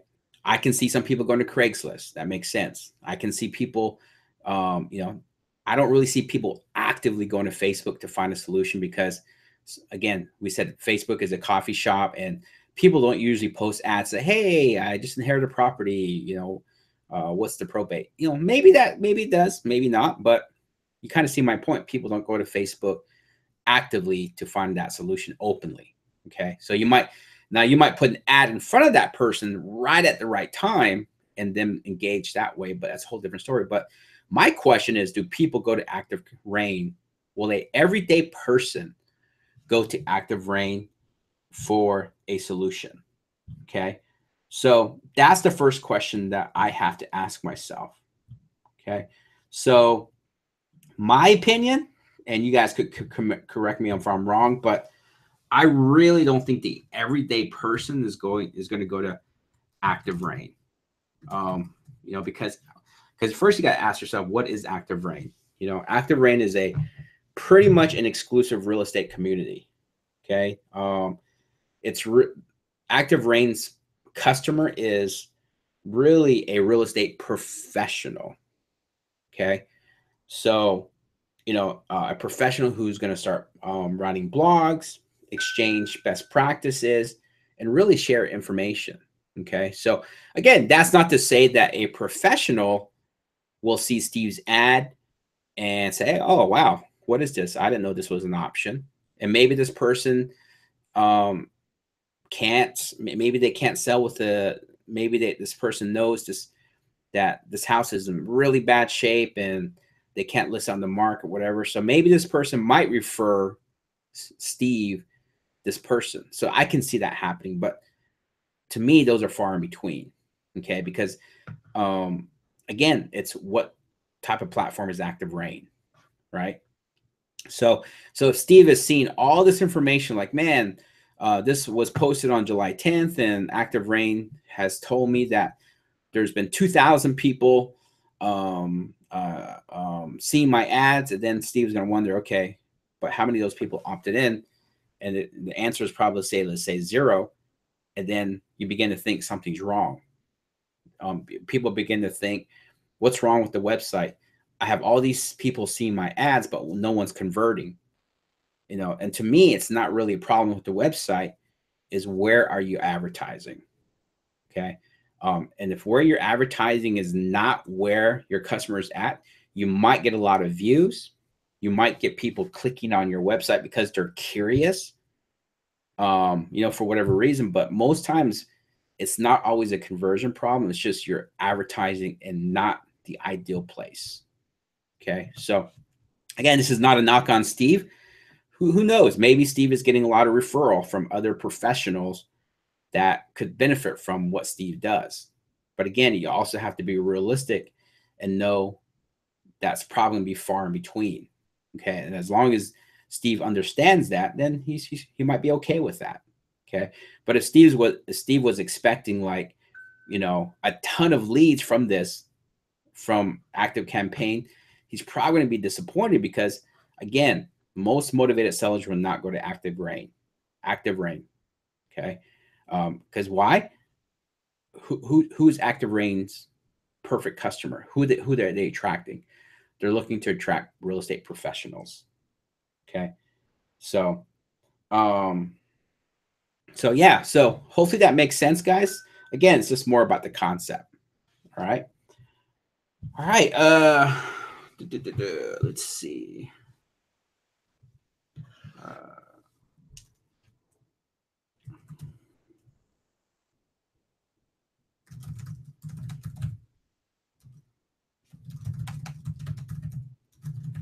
okay, Paul, I'm trying to find your ads, buddy. Okay. I think Andre is going to help me with it, but um, awesome. So Ellie said makes total sense, and I think that was the breakdown of her website, or the ads that she was doing. So yeah, hopefully, guys. Again, it's just not one-dimensional approach. It's really learning how to be intentional, and a lot of it's just thinking things through. That's really how simple it is, and just knowing your customer. All right. Cool. Awesome. So Thomas, looks like the information I gave you made sense and it helped. Chuck, have to drop for a call. Great stuff. Definitely will catch the rest online. Awesome. Cool. Steve, did that help with your with what I was going through? Again, that was not to say anything wrong, because you may be getting referrals, but let me know if that helped. Okay. All right. All right, Kathy, we got your questions answered. Michael, can you effectively target these specific niche areas of motivated using? Oh, absolutely. That PPC, I think, is the best. I love PPC because you can break down, not just geographically, but you can really determine the keywords that will determine who sees your ad. And if you really can do a good job of that, man, like my conversion rate with PPC is always consistently anywhere from 25 to 40% conversion rate, because I believe we do such a good job on the front end, but also that whole entire journey that the customer goes on. Okay. All right. Alrighty. Cool. All right. Let's see. Any other questions? All right. We're running close to cutoff time, so all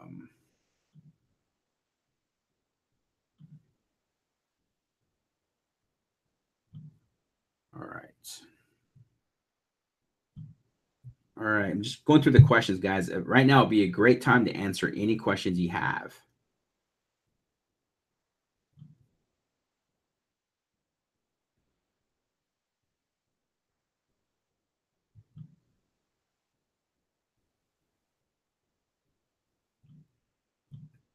Oh, okay. Let me get a drink of water. I miss a few. Okay. All right. Here's some really good ones too. Let me all right, guys, stick around real quick. I'm gonna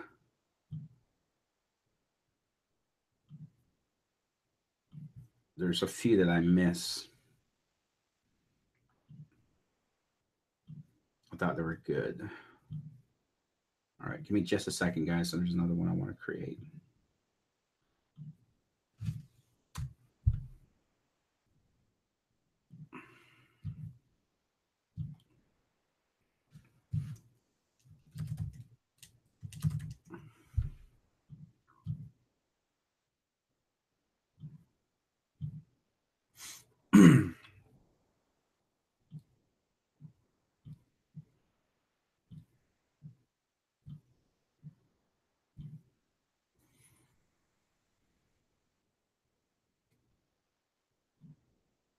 Okay.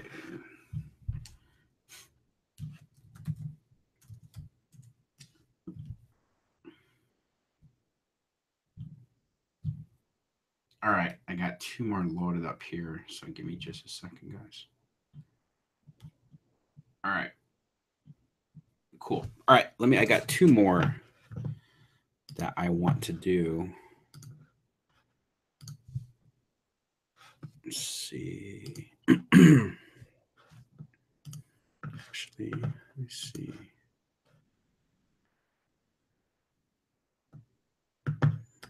All right, cool. So we got these two here.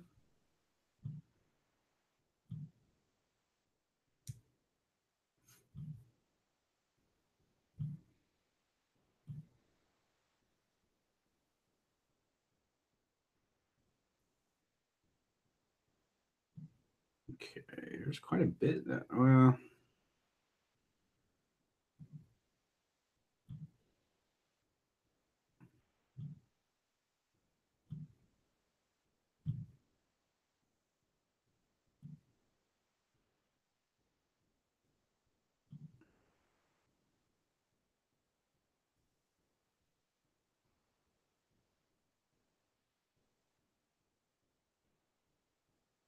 okay. All right. So here's one that I really wanted to go over is so this is looks like some are being done. So I really wanted to go over this one because again, it goes back to perception. So it looks like this one is actually more for we buy houses, but to me, there's a lot of, and we're actually looking at this one here. This is a different one behind there, but we're going to focus on this one here. Okay, and so one thing that I don't like, I shouldn't say don't like, but here's the problem. So one of the things is there's too many things mentioned is you got to have to make a decision to really focus in on one very specific message and not try and mix other messages with it. And what I mean by this is like here, we buy and lease homes. Okay. I really, to keep someone focused, I like to make that message, just create one message I don't want to add. So this one, we buy and lease homes. So for me, again, it's about nitpicking. It's about really seeing what could be obstacles when someone does this. So if I'm a seller, this may not even be the case, but again, worst scenario, like I see this ad, we buy and lease homes. So you know to me, it's just we buy and lease homes. People want to say lease homes, what is that? I want to, you know what I mean? So that can kind of distract someone. We buy and lease homes. Okay. Again, get your property sold in days, not months. And this comes across too much as a realtor. Look at the language. Get your property sold in days, not months. Okay. Right here, we specialize in buying and selling houses as is. So again, me personally, even though it says no realtor fees or no closing costs, again, this comes across as a realtor. And most times people who need to sell as is to investors, they are staying away, like subconsciously away from realtors. So if they think you're a realtor, they're just going to disconnect. Okay, so the other thing is be careful with the houses. Like this is too nice of a house. I don't want people thinking that you only buy nice houses because again, people gravitate to what they see and that's their perception. Okay, so to me, this is it's really kind of too mixed. Okay, so I would really make it more about we buy houses or homes in Philadelphia and tri-state area. Um, and I probably would stay away from selling houses. Okay, and just make it again, just make it about how you buy. Probably change out this picture to something more real, more realistic. And then maybe rephrasing, get your property sold in 9 days or months. Okay. Um, and then right here, removing some of these, I probably would say, selling houses. Cause again, this, and this is a nice ad. It looks really nice. And sometimes people can perceive you as a realtor just based off of that. So, cause there's just a lot of stock stuff being used. So that's what I would do for this one here. So hopefully that one makes sense. Let's see.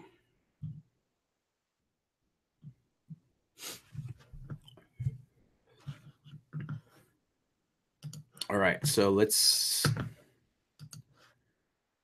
go back to this one here. So I changed out the thing. So looking for your next rehab project.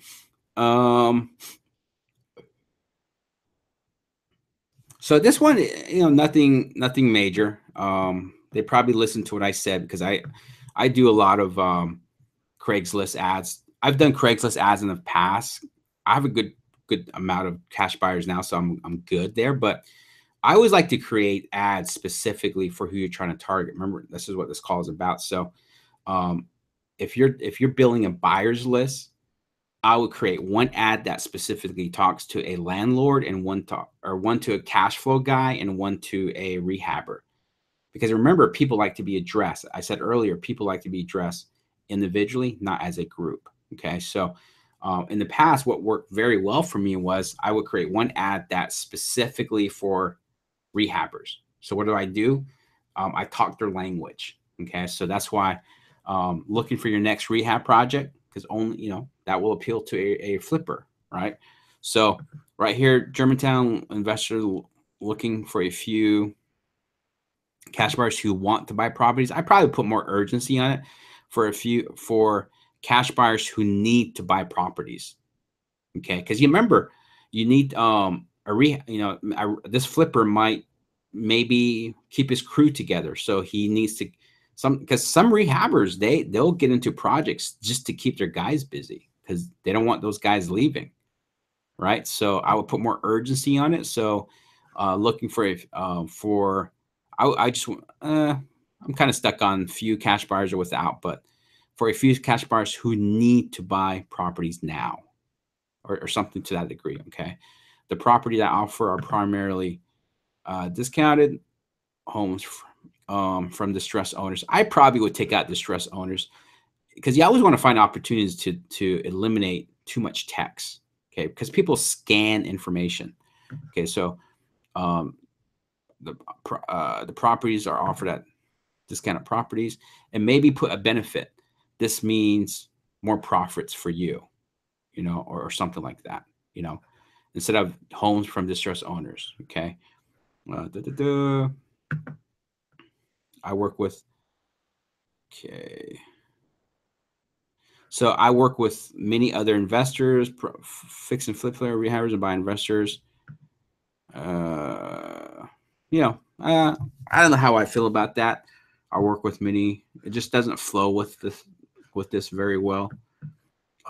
If you're a cash buyer in this area, please visit me at the above address and sign up to get notified of new deals. Maybe do deals.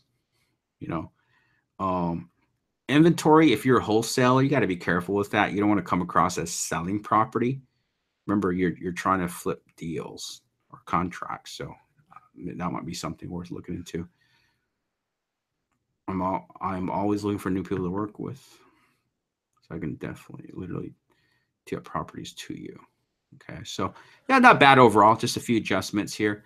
And then what I would do is if you're I'll write another ad that's specifically talking to landlords. Remember, landlords are more about buy and hold, so they're probably more cash flow minded, and you just want to make your ad according to that cash flow mind, okay, and speak that language. Okay, so hopefully that makes sense and helps. Okay, who else do we have in here?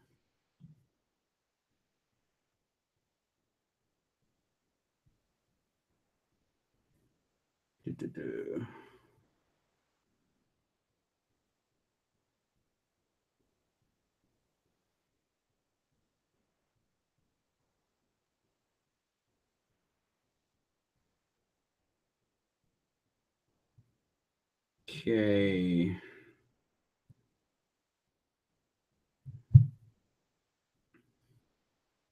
All right.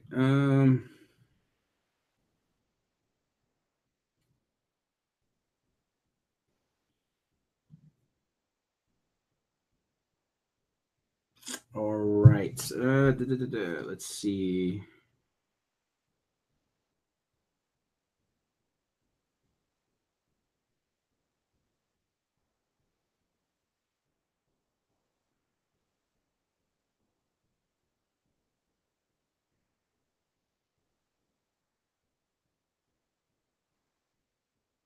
All right.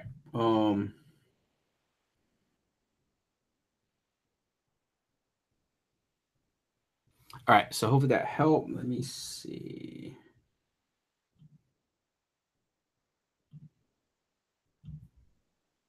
All right, we're definitely going over time. So let me see what I can do. Give me just another second, guys. I need to put in another.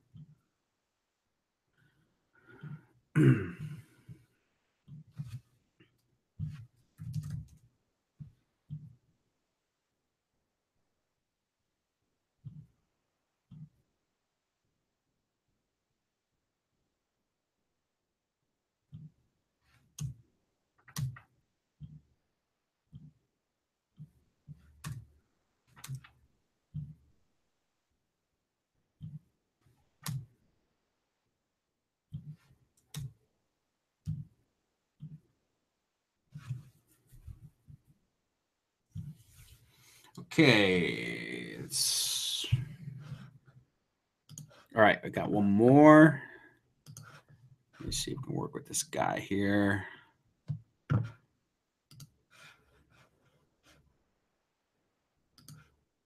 All right. Here we go. All right. So this one. So it looks like mobile home buyer, i.e.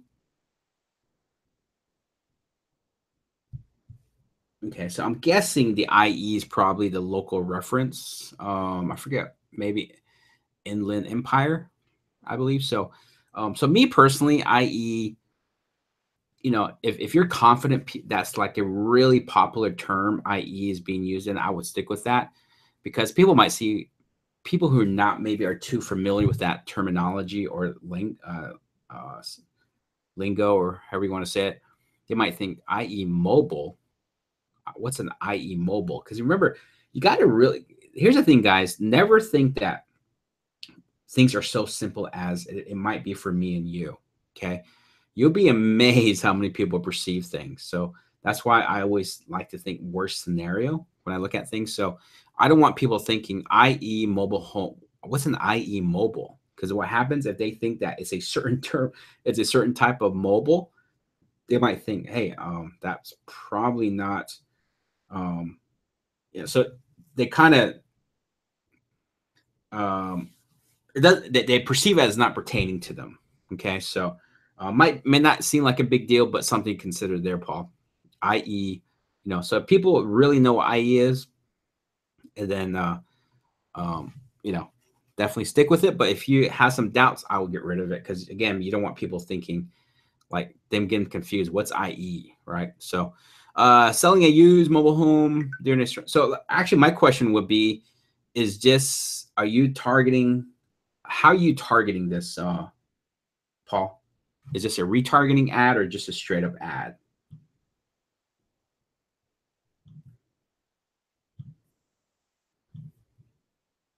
Let me know, Paul, if this is a straight up ad or retargeting. Okay. So selling a used mobile home during selling a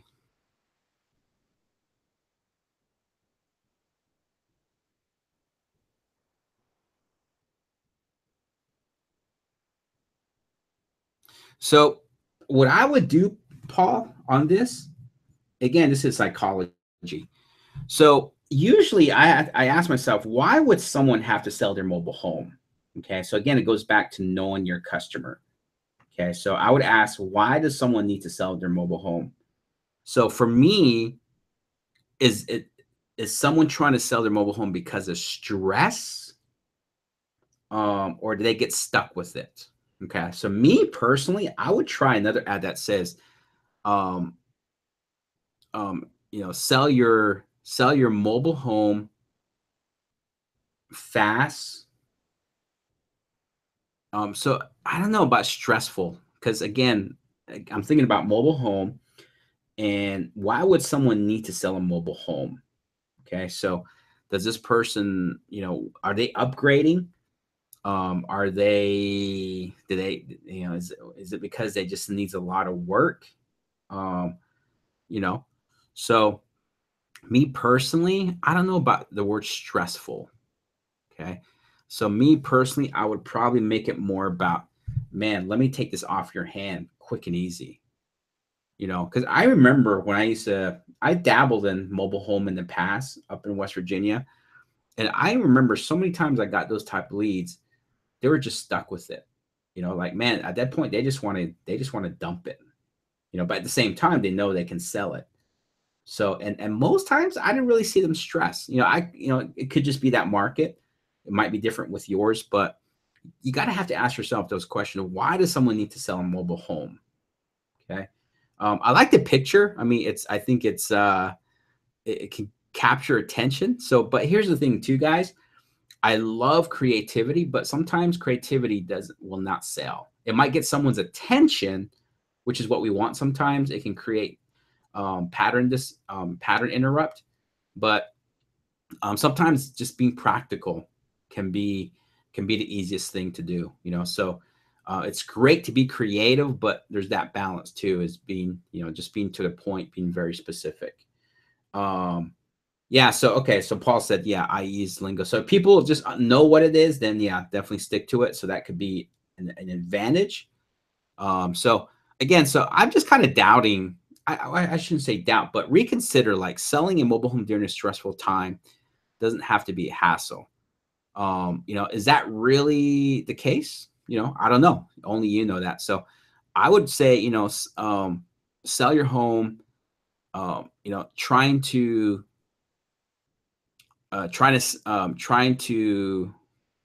how would you say it? Um, sell your mobile home or trailer. Um, we make walking away from a mobile home quick and easy, and you get cash, something like that. We make walking away from a mobile home quick and easy, and we put cash in your pocket. So that kind of, I like that right there. We make walking away, because remember, most people, I don't know, mobile homes is a little bit different than your traditional single family. So again, I used to get a lot of leads in West Virginia with mobile homes, and people just upgraded. They didn't really care. They knew they couldn't sell it for much, so it wasn't like they were betting on the sale. They just wanted to get rid of it. They just want people to haul away. That so, um, so I would put, we help you walk away from a mobile home or trailer, something to that effect. So, and again, and you're cold targeting, so kind of keep that in mind too. So, you're a copywriter, Paul. So definitely sell more of the benefit at the end. But for me, someone selling the trailer, I think a good chunk is probably, they just need to dump it. They just need to dump the trailer, and get whatever they can for it. And then they just want to be done. Because remember, they're concerned with having to move the trailer. They have to, because they probably don't own the lot typically. So you always want to take all those things into account. You know, does the some people, they don't care about needing to sell. They just need to get it off the lot. Okay. So that means that there's a time urgency on it.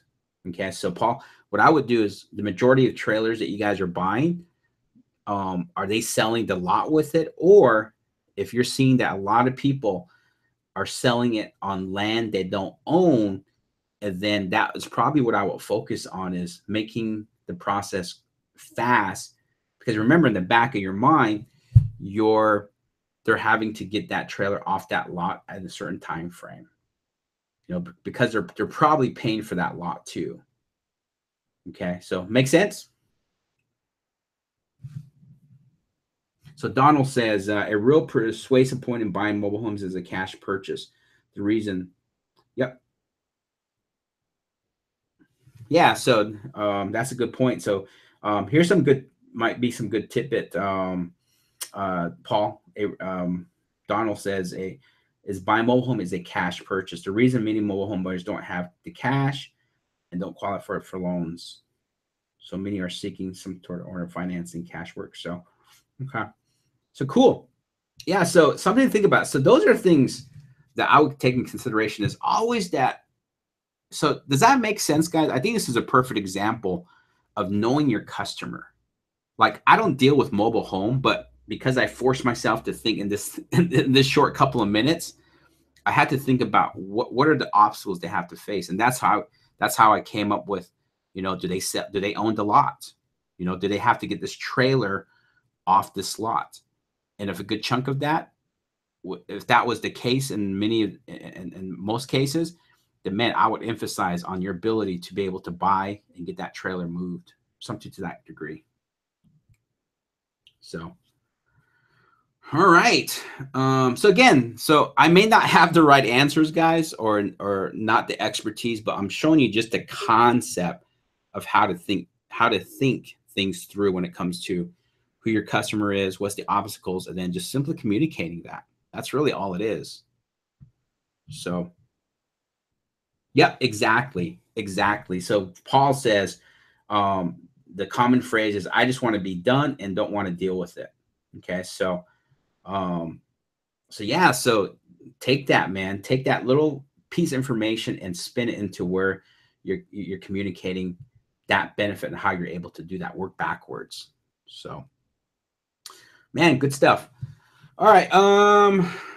If I did not get to your ad, what I'll do is I'll send you a video. Okay, I'll send you a video and breaking down your ad for you if I can get time. It's already 4:18, at least my time. So we've been on this call 2 hours and 18 minutes. So definitely past that time. So I'm going to go ahead and let you guys go. Thank you so much, guys, for being on this call. Thank you for the those that submitted your ads, and hopefully, again, my whole thing was not to critique, really. It was more or less to help you think, to always challenge yourself to fine tune how you're doing your marketing. I'm challenging your mind to even become better, instead of just saying the same old thing, how we buy houses and we can do this. Challenging you to think even at a deeper level when it comes to who you're trying to target. So if that's what you got out of this call, please let me know. Give me some feedback. I know this is more an advanced topic, so if you have to listen to this call one more time, please do that. But if you guys can get this down, you guys are going to be far more ahead than other people in your local market. This is advanced stuff, believe it or not, guys. So if you guys can comprehend this, you guys will be great marketers, no matter what industry that you guys tackle. Okay, so hopefully this helped. If you guys have more questions, always feel free to reach out, and I'd be more than happy to clarify if something didn't make sense. I can always help you bring more understanding to that. But please, would love some feedback, and hopefully we will see you on next week's call, and we will talk to you then.